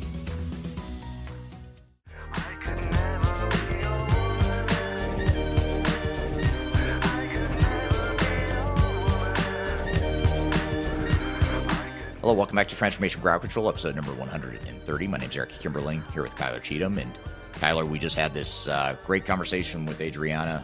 I feel like there's a lot more we didn't get to that we should have gotten to, and we'll have to have her back on to really dive into that topic in more detail. But in that hour-ish conversation, we covered a lot related to sort of upskilling and becoming a better project manager. What were some of your thoughts and takeaways from that conversation? Well, I mean, it's so refreshing to always listen to people that are genuinely and authentically passionate about what they do and the community that they build. So I think that's why she creates such a great impact in the digital marketplace. So I'm incredibly grateful for all of your insights. I think you both need to do like a co-coaching program. And I know some of the commenters agreed with me there. But it's such a interesting approach. Her approach, like first she talked about the team dynamic psychology, and it almost makes me think that project managers a lot of times need to have a degree in psychology or, an understanding of interpersonal relationships kind of as a baseline, because some of the best project managers that we've seen here at Third Stage really have that emotional intelligence and people skill abilities. Amanda, who is later on this episode, is another one who's a really proficient project manager. So I think that's so interesting of understanding that and then kind of layering up of explaining the why. And that's really kind of the thesis of understanding human psychology is there needs to be a purpose. There needs to be a why or a motivator in making sure that everyone's aligned and united around a common goal specifically within an enterprise organization. Yeah. And that's a philosophy or belief that she and I both agree on strongly. I mean, I strongly believe in the need to understand psychology, not just as a project manager, but as a consultant, as a project team member, as a, executive steering committee member, whatever your role might be on a digital transformation, especially if you're heavily involved in the human side of change or the operational side of change. Understanding that psychology is super important. I think it's an underrated understanding. Yeah, and some of my favorite content of Adriana's is her meeting management that she kind of touched on here. And it reminded me of when I used to work at a Fortune 500 company. I ran a sales channel, and it's actually where I met my husband, Adam Cheatham, who actually works here on the Third Stage team as well. And he used to keep all of our systems meetings in IT to 30 minutes long. And it was so frustrating to me because I was always like, I have so much more to say. And he would always look at me before we were married and say like, I know, because you're going to go in here and give a whole speech and convince all of these IT professionals about how they should do what you want. And I'm like, yeah, because that's kind of what I do. But that meeting management of understanding each stakeholder's identity and what they're going to be able to communicate is such an important thing, especially when you're that documentation of changing scope, which is so important, especially for someone that was in sales like me that could easily go in there and say like, this is my agenda and this is what we want to do. So I think she's, really, really smart in making sure that documentation is understood.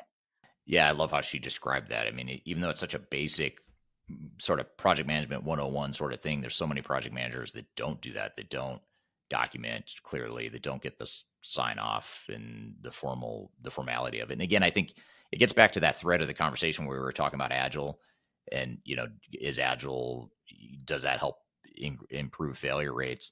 I think the Agile mindset is causing, probably unintentionally, I think it's mostly unintentional, but it's causing a lot of project managers and other project team members, a lot of technical types to skimp on the documentation, because in the name of Agile, trying to get technology out there faster and pivot and get feedback from users and all that stuff, all important stuff, but you still have to document. And I think we've lost some of that focus on documentation. But the way she described it too is that it helps her and it helps us as project managers in this profession to ensure that we are getting the buy-in and the commitment and the decisions from the business, because you or I could not go in and make all these decisions ourselves and be successful. We need the business and all the stakeholders to have the skin in the game. And that's a great way to do it. That whole documentation and sign-off process that she described. Absolutely. And especially if you need to do something like change scope, as she said, like we can absolutely change scope, but let's look at why we're doing that, the cost of doing that, and the benefit analysis of doing that. And then many times you see executives say, oh, I didn't realize that was going to pivot. But a lot of times people don't have that conversation because they are the executive, right? So we do whatever they say, and that kind of authoritarian process can lead to a lot of implementation failures. And being able to just have an informal professional conversation around, this is what we've documented, but you have that hard evidence to understand, what's needed to be most productive in the process. Yeah, absolutely. It's so true and well said.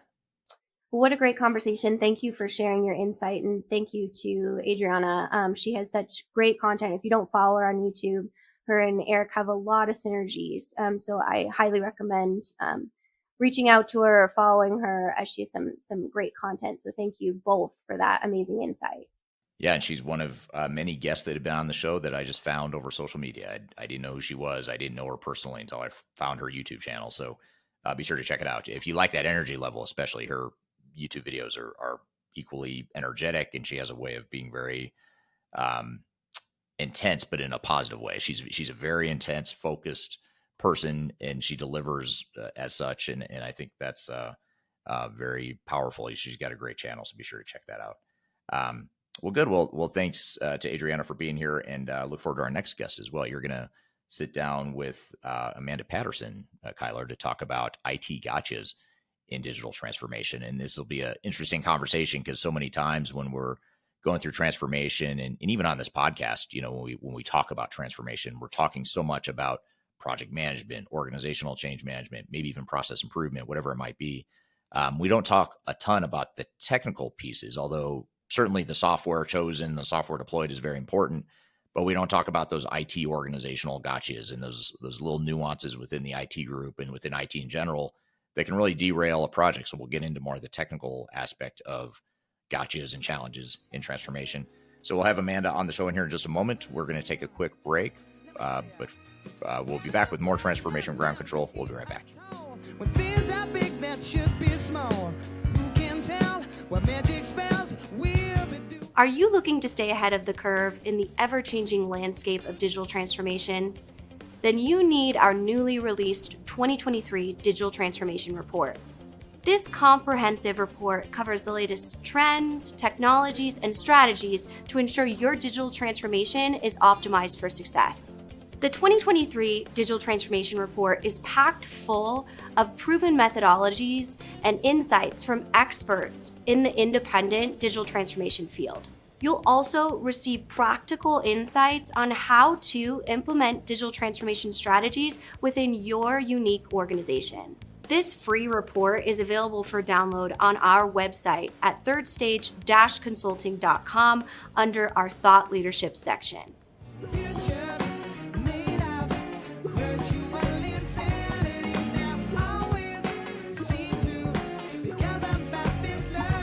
Hello, welcome back to Transformation Ground Control, episode number 130. My name is Eric Kimberling here with Kyler Cheatham.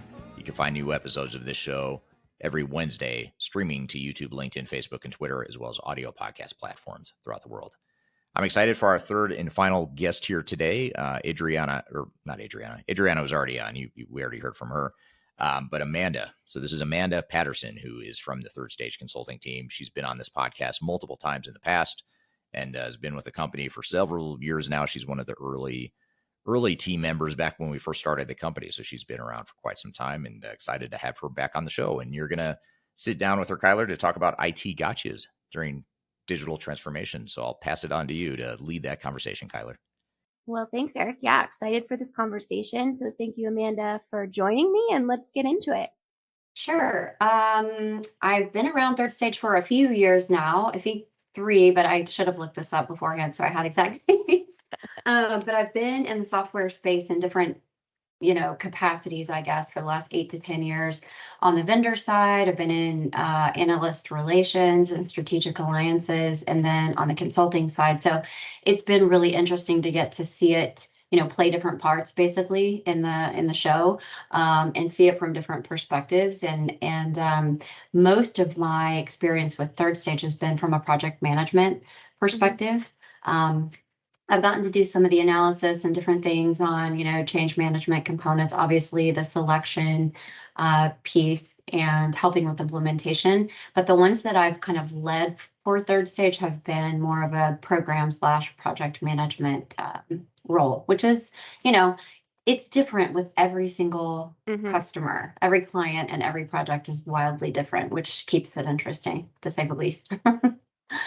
Well, good. Well, we're really excited to have your insight and kind of really excited about this topic to talk about. We talked about project management kind of earlier in the episode. And now we're going to go to talking about kind of the gotchas in IT, which is also kind of a part of the comprehensive project management initiatives. So when we talk about kind of IT and digital transformation, I always think it's helpful to kind of define what is the role of IT. As you said, it can be different in a lot of different organizations, but obviously information technology, it's pretty important when it comes to technical implementation. So can you kind of explain the importance and the overall role of IT in a digital transformation project?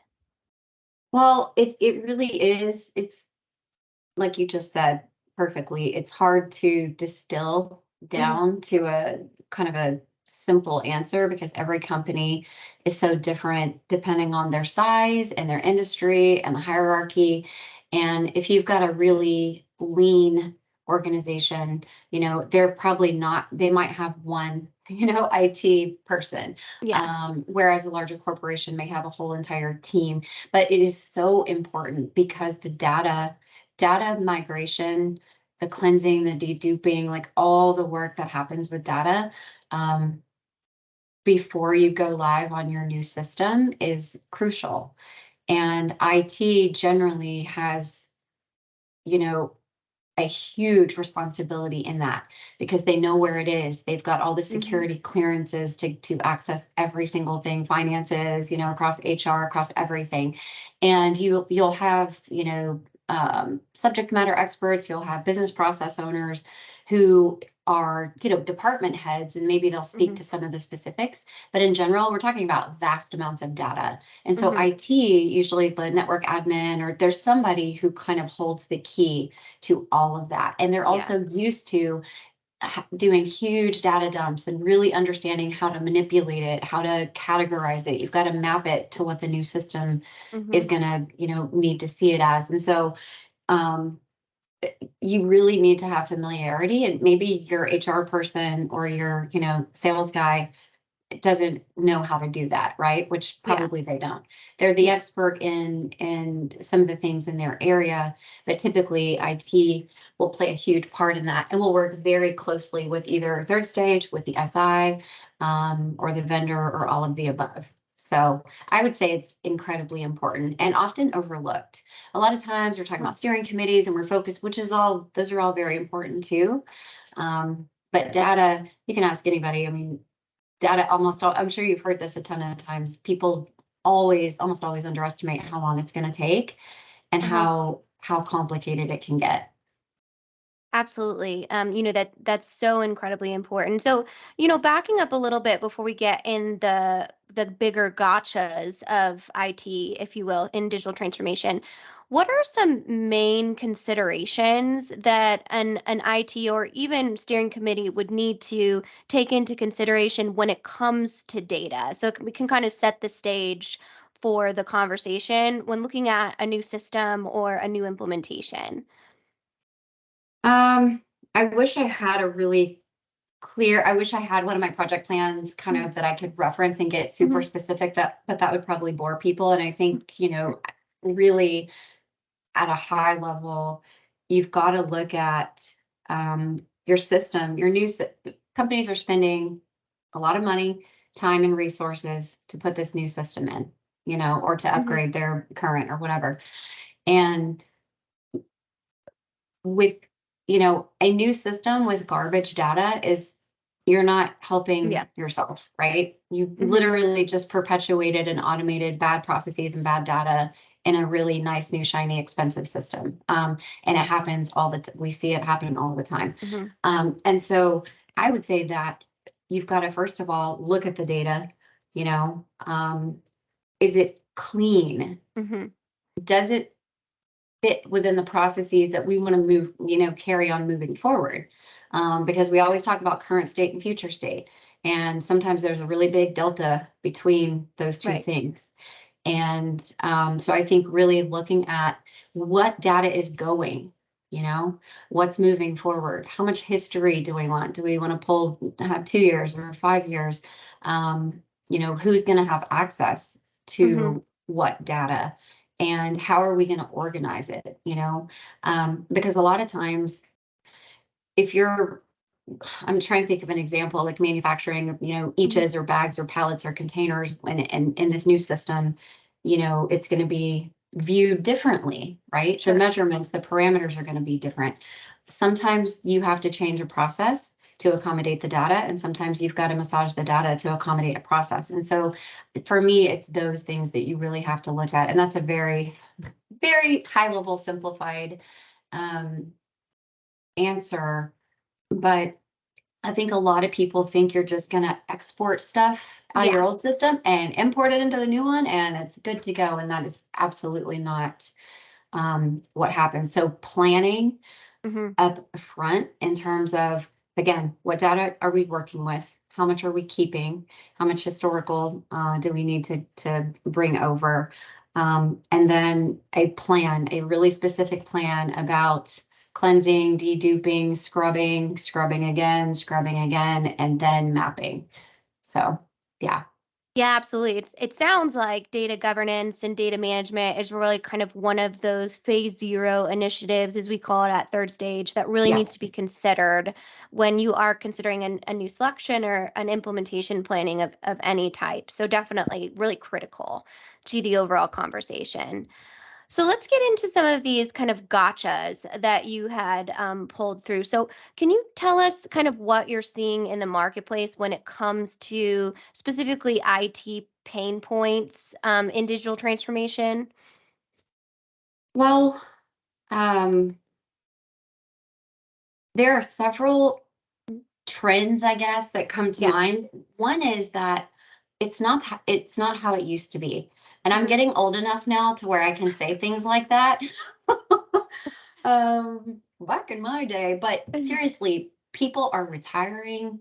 It's not the same as it was. You didn't have some guy in the back, with all the data, and people are managing data differently and IT, and a lot of companies do outsource, right?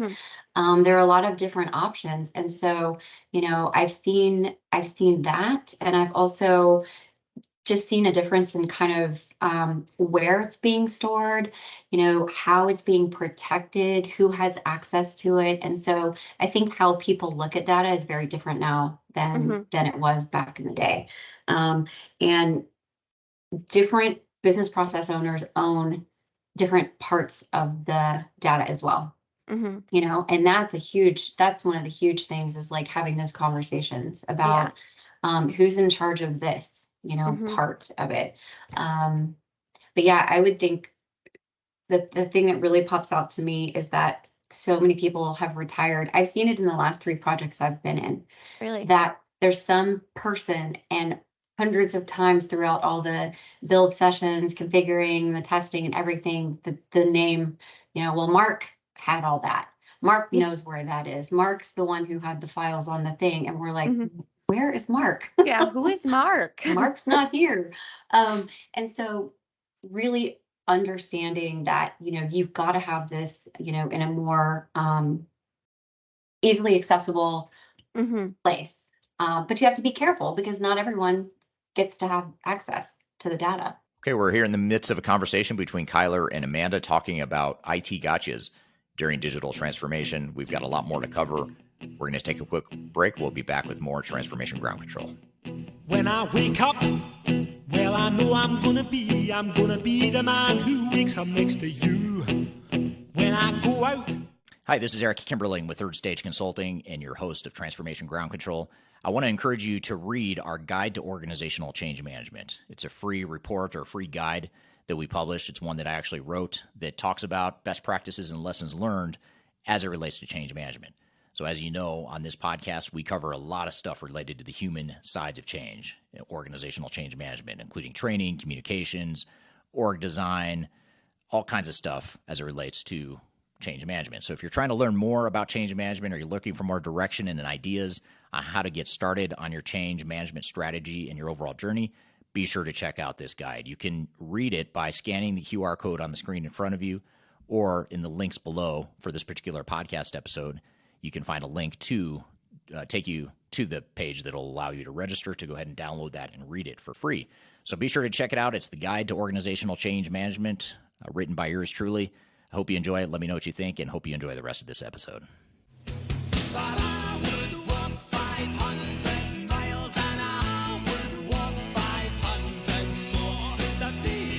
Hello, welcome back to Transformation Ground Control, episode number 130. My name is Eric Kimberling, here with Kyler Cheatham. You can find new episodes of this show every Wednesday on LinkedIn, YouTube, Facebook, Twitter, and audio podcast platforms throughout the world. And Kyler is here chatting with Amanda Patterson about IT gotchas during digital transformation. So let's turn it back to Kyler and Amanda to pick up the conversation. It's an interesting evolution, right? As really technology and data has really moved into the spine of the organization. So it used to have kind of a silo within information technology or data management or whatever department kind of owned it. But now with the use of data to really drive decision making in the business, it's really kind of moved to touch every single part. So I can only imagine from a project management standpoint, that can be really difficult to kind of bring that all in and create a cohesive strategy and plan around not only how are we going to manage the data, but how are we going to migrate or implement it within a new system. Right. Yeah. And I think how people view it, like you're saying, back in the day, you were looking at information that came out in reports. And so you're looking at something that's a week old, a day old, whatever. Well, nowadays, the way the systems are built, and if you are building your data governance, if you're building that the right way, you should be able to make really important business decisions in real time based on what the market's doing and all of these kinds of things, which is where everybody's trying to get to. But the system can only do its job if the data is good, and used to it was reactive, and now it's absolutely proactive. It's almost like you have to be able to do that to compete, Yeah. Absolutely. To compete and stay organized and efficient and all those different pieces that make up a competitive advantage. So let's talk a little bit about those permissions. We had a really interesting question on our YouTube channel the other day, which I would be so interested in your take on. And it talks about how kind of a CIO needs to now manage 2 additional executive permissions. So say you had one legacy system where all of these different department heads had full access to everything. And now as a CIO or an IT team, that you now had to kind of put guardrails around those permissions, not just for efficiency, but for cybersecurity and other initiatives. How do you address that when you're looking at who will get what permissions and why? Because that seems like it can be a tough, complex conversation to tackle. It is such a complex conversation, and it can get, I don't want to use words like personal or emotional, but people are territorial Mhm. over information within the organization, and that's a really tough question. I mean, it really depends on the culture. It depends on the hierarchy there, and kind of, because a lot of times those roles would be assigned to a CIO to kind of oversee and to make Mhm. those decisions on. Some CIOs are involved at that level of detail, and some are Mhm. not. Mhm. And so it's really hard. I could never say this is how you should do it, because for me, it really depends on, the culture, the people, the personalities, the layers of security that maybe are or are not in place, and then the type of data that you're dealing with, Yeah. the proprietary nature, obviously, Mhm. personal information about people. Um, that's a tough one, and it comes up a lot, and they change their minds over and over. That's another interesting thing. As they get into the system more and more, and they're messing around with this, but I need to see this form, and why can't I pull down this report? And so permissions begin to be a little more granted. And then somebody sees something they're not Yeah. supposed to see.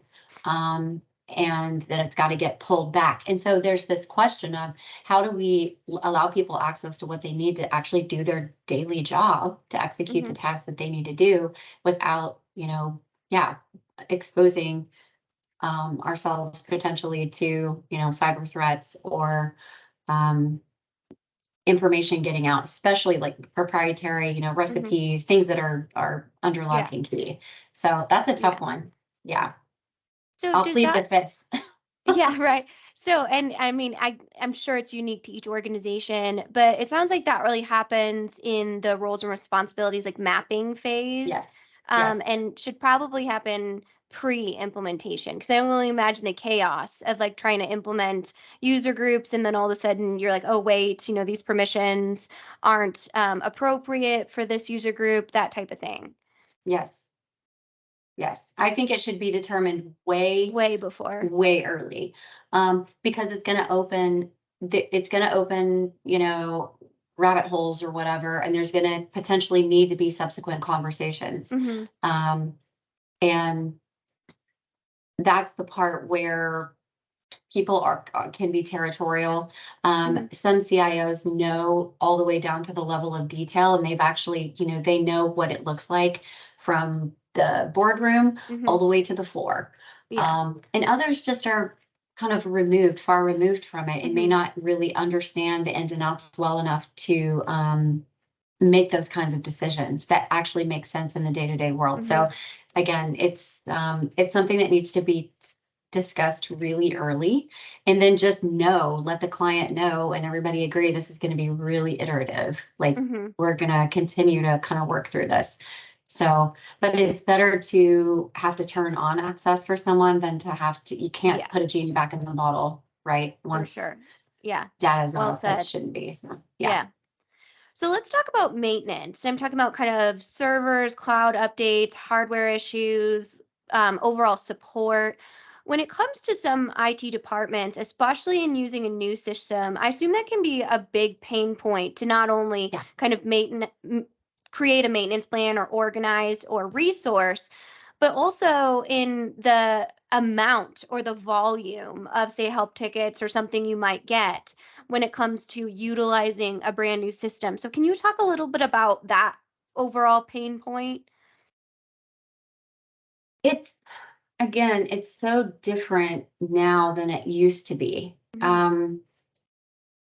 Because and it, of course, it depends on the system that you're talking about. Like because we know if you're putting in an SAP or some behemoth, you're going to have people on staff just to keep that thing going, right? But now that things are in the cloud as opposed to being on-prem, there's a very different set of requirements for what needs to be upkept or maintained. And so if you've got a lot of customizations, this and that, people are having to make sure that if something breaks, that they're able to go in and do that. Whereas back in the day, it was like these huge rooms full of servers, right? And these really cold rooms, and people were always needing to maintain. We don't do that quite as much anymore as more people go to the cloud. So I think that, again, it just depends. And this is part of where the complexity, I feel like, comes in whenever you're outsourced. Because before Mark, the proverbial Mark, can just go somewhere and do something and fix things. And now, that's not always direct as it used to be. You know what I mean? And so it's a lot more modern, and it's cool to have everything on the cloud, but there are also challenges with it.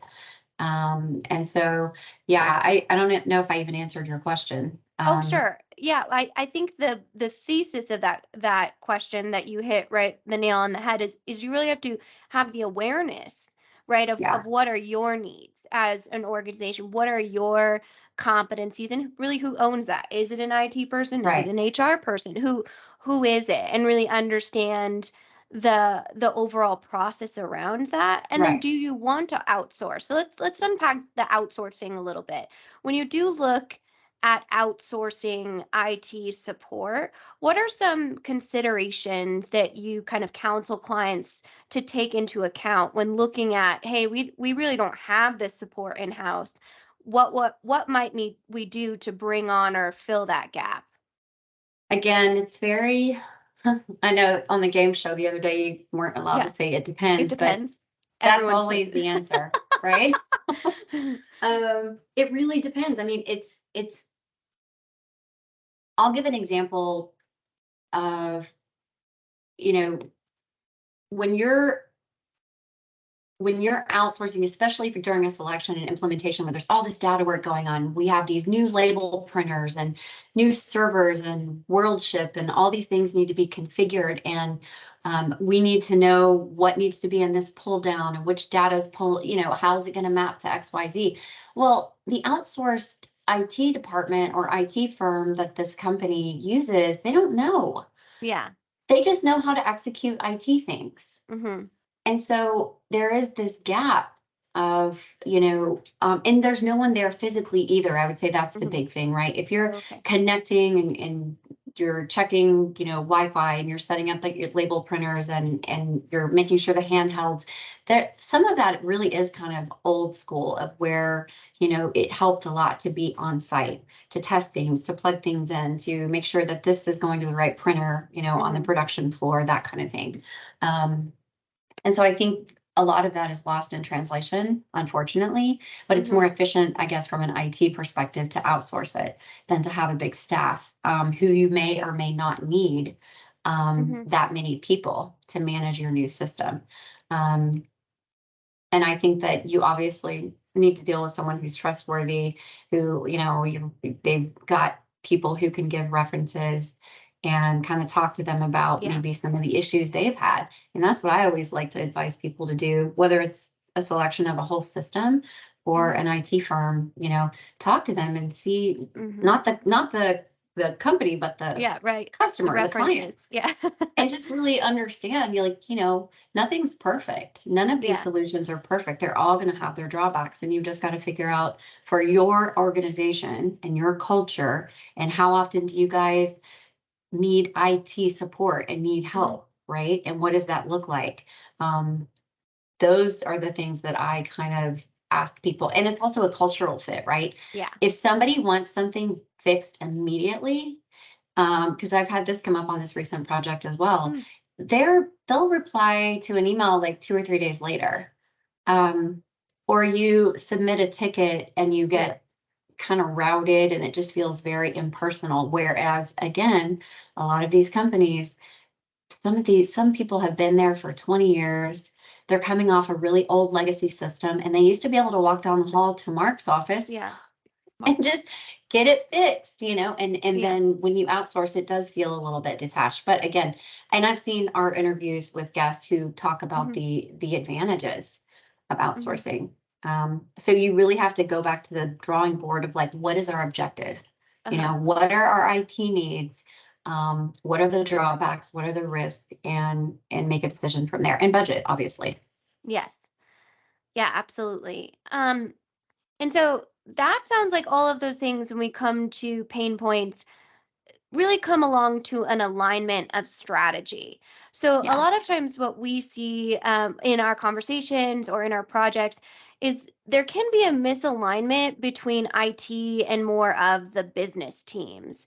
What do you think that organizations should do to ensure that they have that overarching alignment between the business objectives and the IT technical objectives? If anyone knows the answer to that question, let me know. No, I'm kidding. For me and my personal, I can only speak to my personal experience and what I've seen on projects, but it's getting good at translating. Yeah.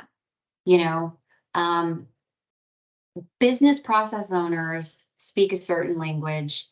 IT speaks their own language sometimes. And so I think having those teams talk with each other, or having a consultant like Third Stage and or an SI or whoever is involved helping to translate those needs.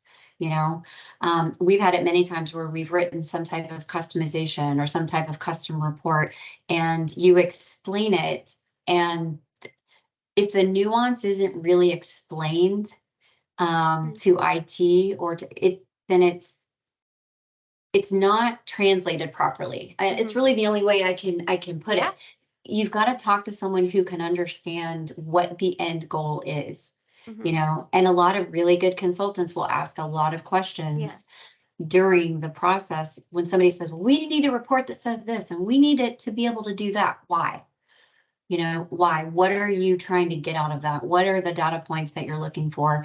And then just trying to have a bridge or a translator who can, speak between those two teams, or better yet, have them speak to one another, just to make sure that the objectives are the same. I know that's not a very technical answer, but for me, it's just it's a missed communication, missed opportunity for communication. Because a lot of times, and I'm guilty of it myself, sometimes it's easier to keep teams siloed, because this team's talking about that and this team's talking about, and you don't want to waste people's time but every now and then it really is important, to make sure that everyone on the team across all the different departments see for end to end, that everything impacts everything else. And deciphering business speak to IT people and vice versa is a really important skill. I wish I was better at it myself. But I have found that it helps if everyone understands what the end goal is. Because if we submit an SOW for a customization, and whoever's writing it doesn't understand fully what we're trying to get to, maybe we didn't say it the right way, right? Again, we didn't spill it out in a way that they could understand. And so we'll get the SOW, or we'll get the customization. We're like, well, it's missing, XYZ. And they're like, well, you didn't say that. It's implied from a business process perspective that those data points would be included in that. Yes. But that's not how IT typically works, if that makes any sense at all. It's kind of, we joke about it all the time, because I'm like, can someone please translate this into what they will understand? And then too, I think misalignment is a big part of it too, right? Assuming that they understand, and making a lot of assumptions, and not just picking up the phone or setting up a call and just saying like, let's spend half an hour hashing this out to really make sure that everybody's on the same page. Okay, we're here in the midst of a conversation between Kyler and Amanda talking about IT gotchas during digital transformation. We've got a lot more to cover. We're going to take a quick break. We'll be back with more Transformation Ground Control. Could you whisper in my ear the things you want to feel? I'll give you anything. Interested in working for a company that truly values your unique skills and experience? Here at Third Stage, we don't hire based on resumes alone. We look at the full candidate, experience, and willingness to provide excellent service for our clients. Within a technology, independent, and agnostic consulting firm, you have the opportunity to learn across industries with a diverse group of clients. Our consultants also have the opportunity to diversify their portfolio and learn across technology systems. If you're interested in joining a high-growth entrepreneurial organization, please reach out to us at work@thirdstage-consulting.com. Anything you ever dreamed to be complete. Yes, I of nothing that's all. Hello, welcome back to Transformation Ground Control, episode number 130. My name is Eric Kimberling here with Kyler Cheatham. You can find new episodes of this show every Wednesday on LinkedIn, YouTube, Facebook, Twitter, and audio podcast platforms throughout the world. And Kyler is here chatting with Amanda Patterson about IT gotchas during digital transformation. So let's turn it back to Kyler and Amanda to pick up the conversation. It is truly about communication. And we see Right. that a lot when we look at kind of the evolution of roles and responsibilities within enterprise IT and that rise of that business technologist, right? The person that's able to go to the IT team and Yes. then to the business team and find some common ground. I mean, the second point there is that visibility. Really seeing the end-to-end processes creates that empathy. So you're not looking at, Amanda's not doing as much work as I am, all of these different things. You're able Right. to kind of understand everybody else's shoes. So that takes a lot of maintenance, and it's a journey, right? Alignment is not just Yes. one day that we all raise our hands and say we should do this. It's, a constant project health check to make sure we remember Right. what our overall objectives are. So I think that's Absolutely. a fantastic answer, definitely. And so let's talk a little bit about after we implement the system, the role of IT. Actually, back up. Let's do one more question about the implementation because I think this is important. When Okay. it comes down to understanding the resources that IT is needed, a lot of times we go into a project and the client, not for a lack of best intention, doesn't understand the actual resourcing internally that is needed from their IT team. Can you talk about what that looks like or how to kind of allocate or understand what that means, the overall resources that an implementation takes? That's a tough one. It really is, but it goes back to really scoping a project appropriately, getting very specific. Again, it depends how big is the company, how long is the implementation, what's the budget, what system are we implementing. Some are simpler and lower maintenance. Some are, absolutely going to require quite a bit of IT savvy people to fix things when they break or to address things when they come up. And so, I really think that you've got to, it depends too on some companies will put the data piece on their business process owners, right? So the sales and production, and they'll be asked for information like, can I get the customer master and the vendors and just the things that you need. But then somebody's still got to go pull down that data, and that stuff takes a really, really long time. And like I said, in the olden days, the IT person, usually it was a couple, 2-3 people, they would just have these, they would be assigned huge chunks of data and they would export it, pull it down out of the old system.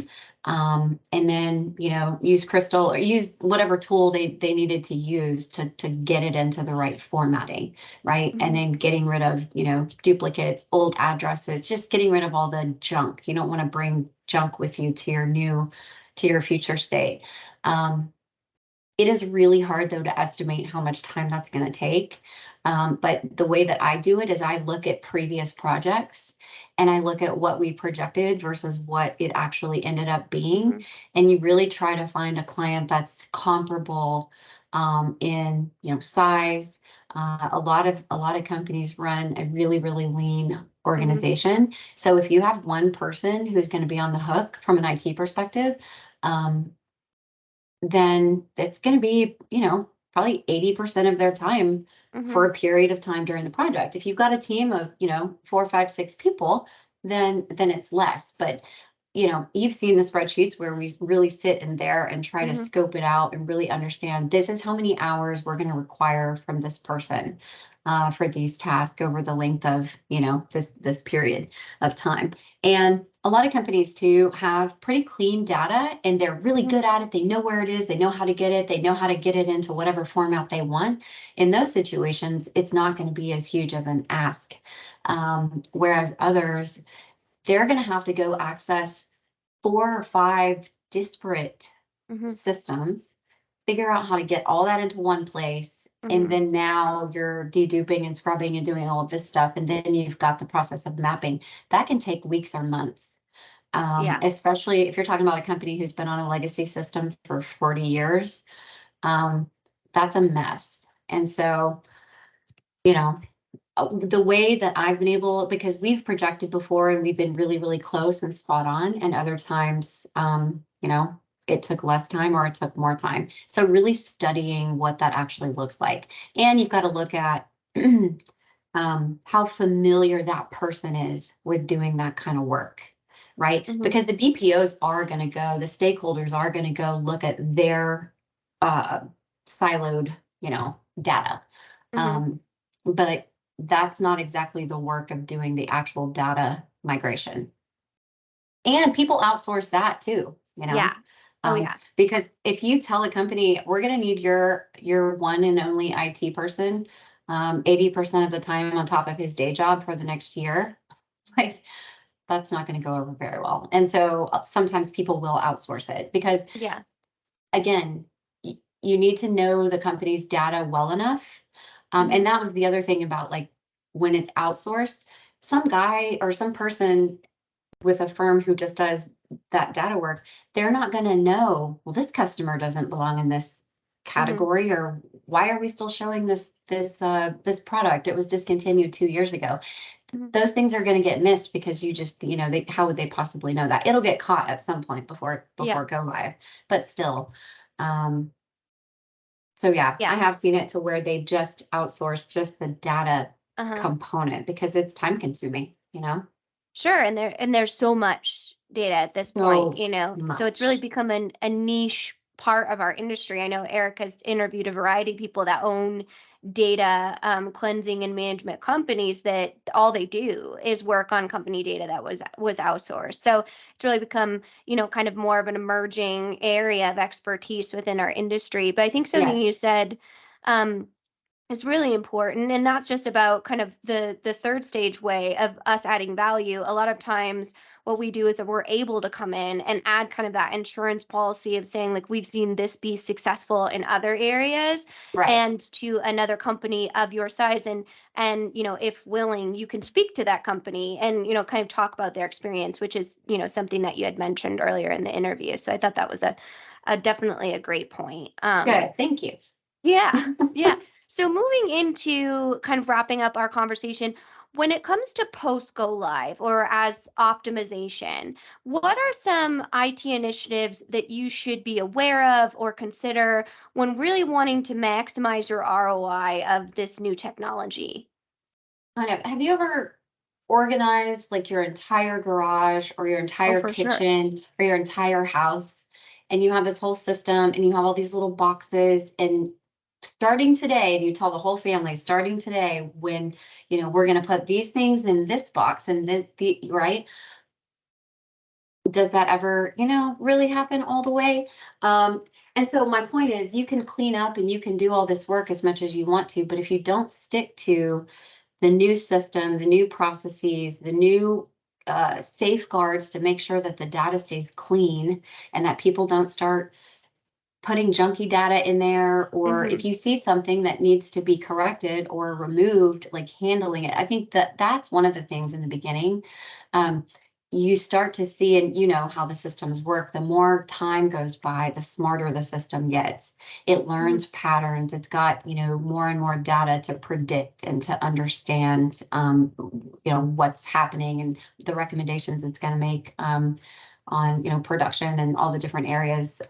But the financial reporting, I think the first few months, maybe the first 6 months of go live, that's a really great opportunity for IT to really be tweaking, you know, the outputs of the system and making sure, because sometimes, and we know this in our experience with change management, if people feel uncomfortable with something new, it's really easy for us as human beings to just go do the old thing. And it happens all the time. You've got this brand new system in place that can do a lot of this work for you to make you more competitive and efficient, but only if you use it the way it's intended. And sometimes if something doesn't work in the beginning when people are still learning, they'll go back to the old way, they'll create a spreadsheet, they'll start doing workarounds, and then we start seeing problems because now the system does not contain the data that is needed for not just that person or department, but the entire organization to make smart real-time business decisions.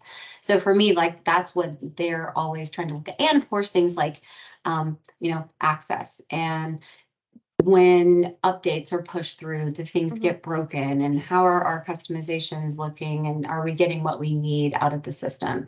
I'm sure there could be a whole interview just on that, because there's so much new information for them to be looking at.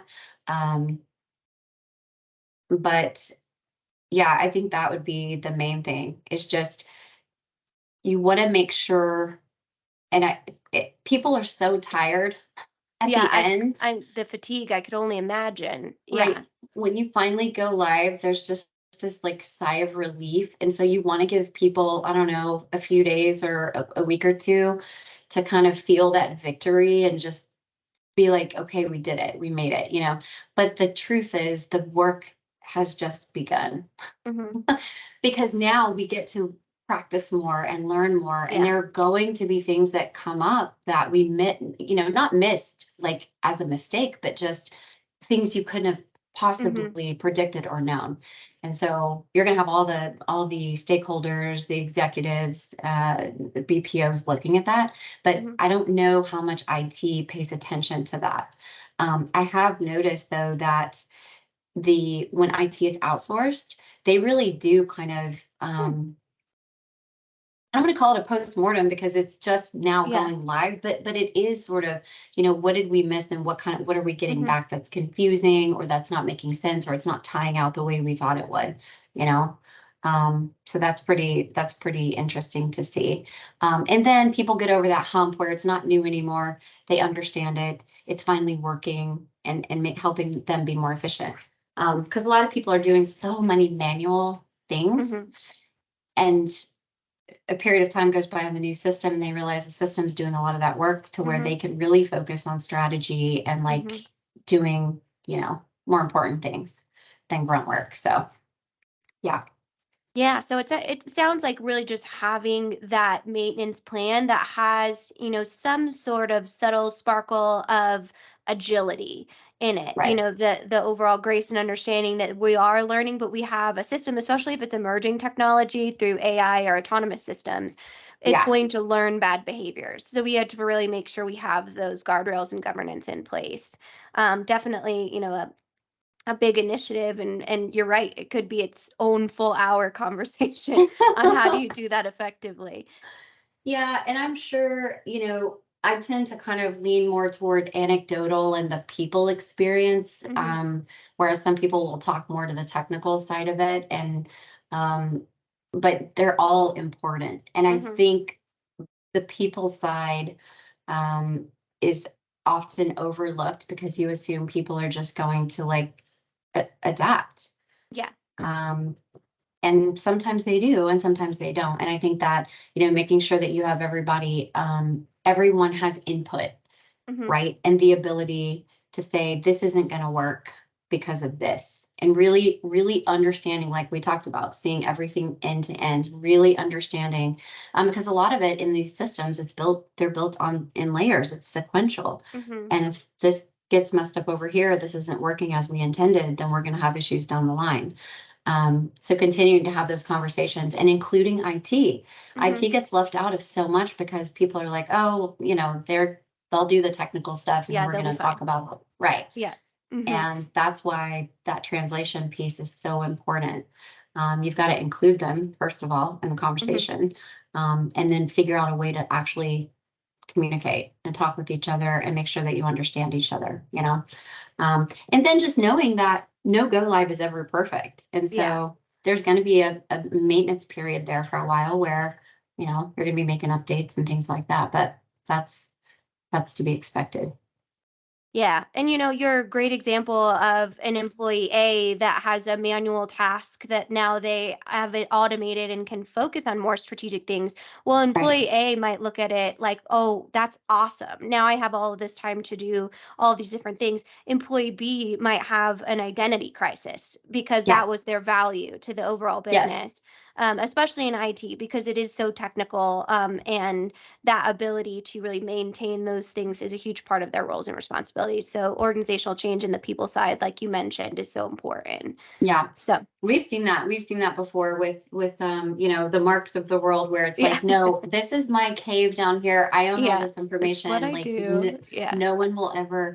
And now it's a lot more, it's undefined, and Hmm. it really changes with each client. But you've got to be on top of Yeah. cybersecurity. That's not a luxury anymore. Like that, Mm-mm. that is insanely serious.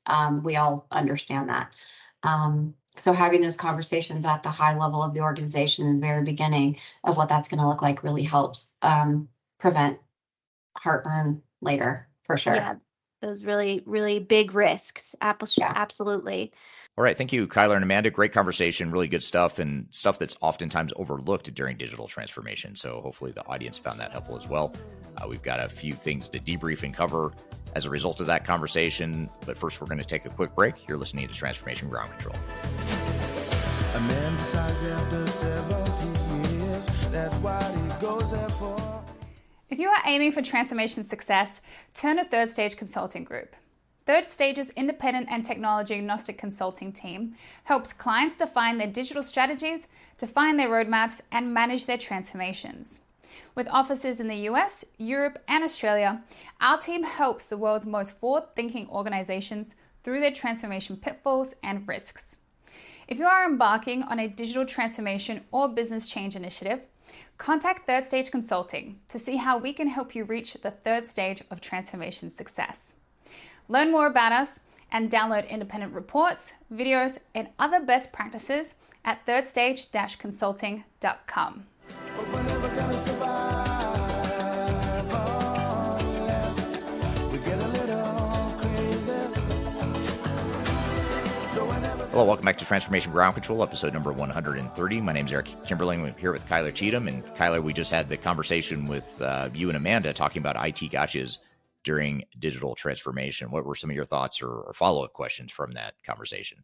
Yeah, well, these are real nuances that need to be evaluated, for sure. And Amanda would know she's a very technical project manager and one of our top project managers in kind of getting into that IT layer of the organization. So I'm curious, Eric, now that you kind of heard some of the gotchas, is there something that you would add or something that you would repeat, or what is kind of your top IT gotcha, if you will, when you look at your experience in digital transformation? Yeah, so I mean, if I just back up and sort of look at what I've seen, and some of this overlaps with what Amanda said, but some of the things that come to mind are first of all understanding what the IT organization in general is going to look like, because a lot of times we go through these digital transformations and they just sort of happen to us, and then after it happens to us, we're left looking around as the dust settles to figure out, okay, what's our IT group going to look like? And now how can we start to take ownership of this project longer term or this technology longer term?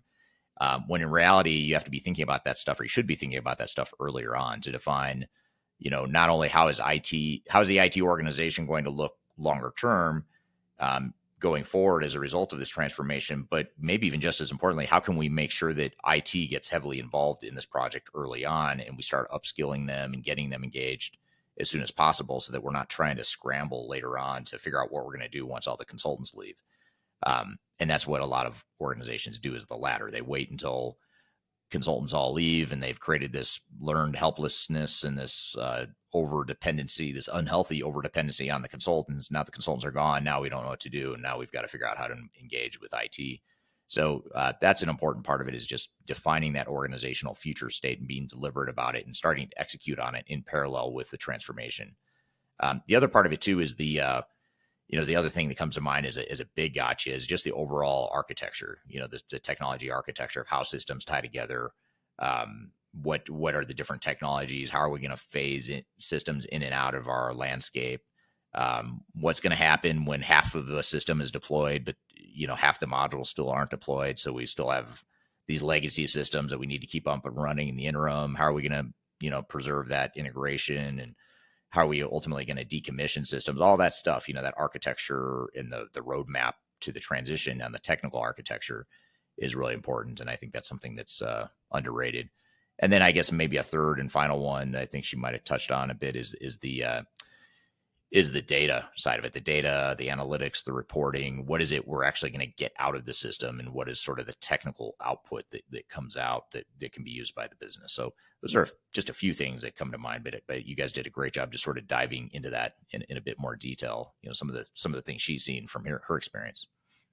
Absolutely. Well, I hope everyone got their notebook out for both that conversation and the debrief, because those are some really great nuggets and tactics to ensure that IT team is really optimized, or you really understand that awareness, as you talked about earlier in the episode, of what are your needs around the IT department and digital transformation. So thank you both for that great insight. That really is truly valuable. Absolutely. Thank you for driving that conversation and for having her on the show. And thanks to Amanda for being here today, as well as Adriana for being here as well. And thank you, Kyla, for being here, and to the audience and everyone else who's engaged and participating in the discussion here today. I appreciate that. So want to thank everyone for joining here today.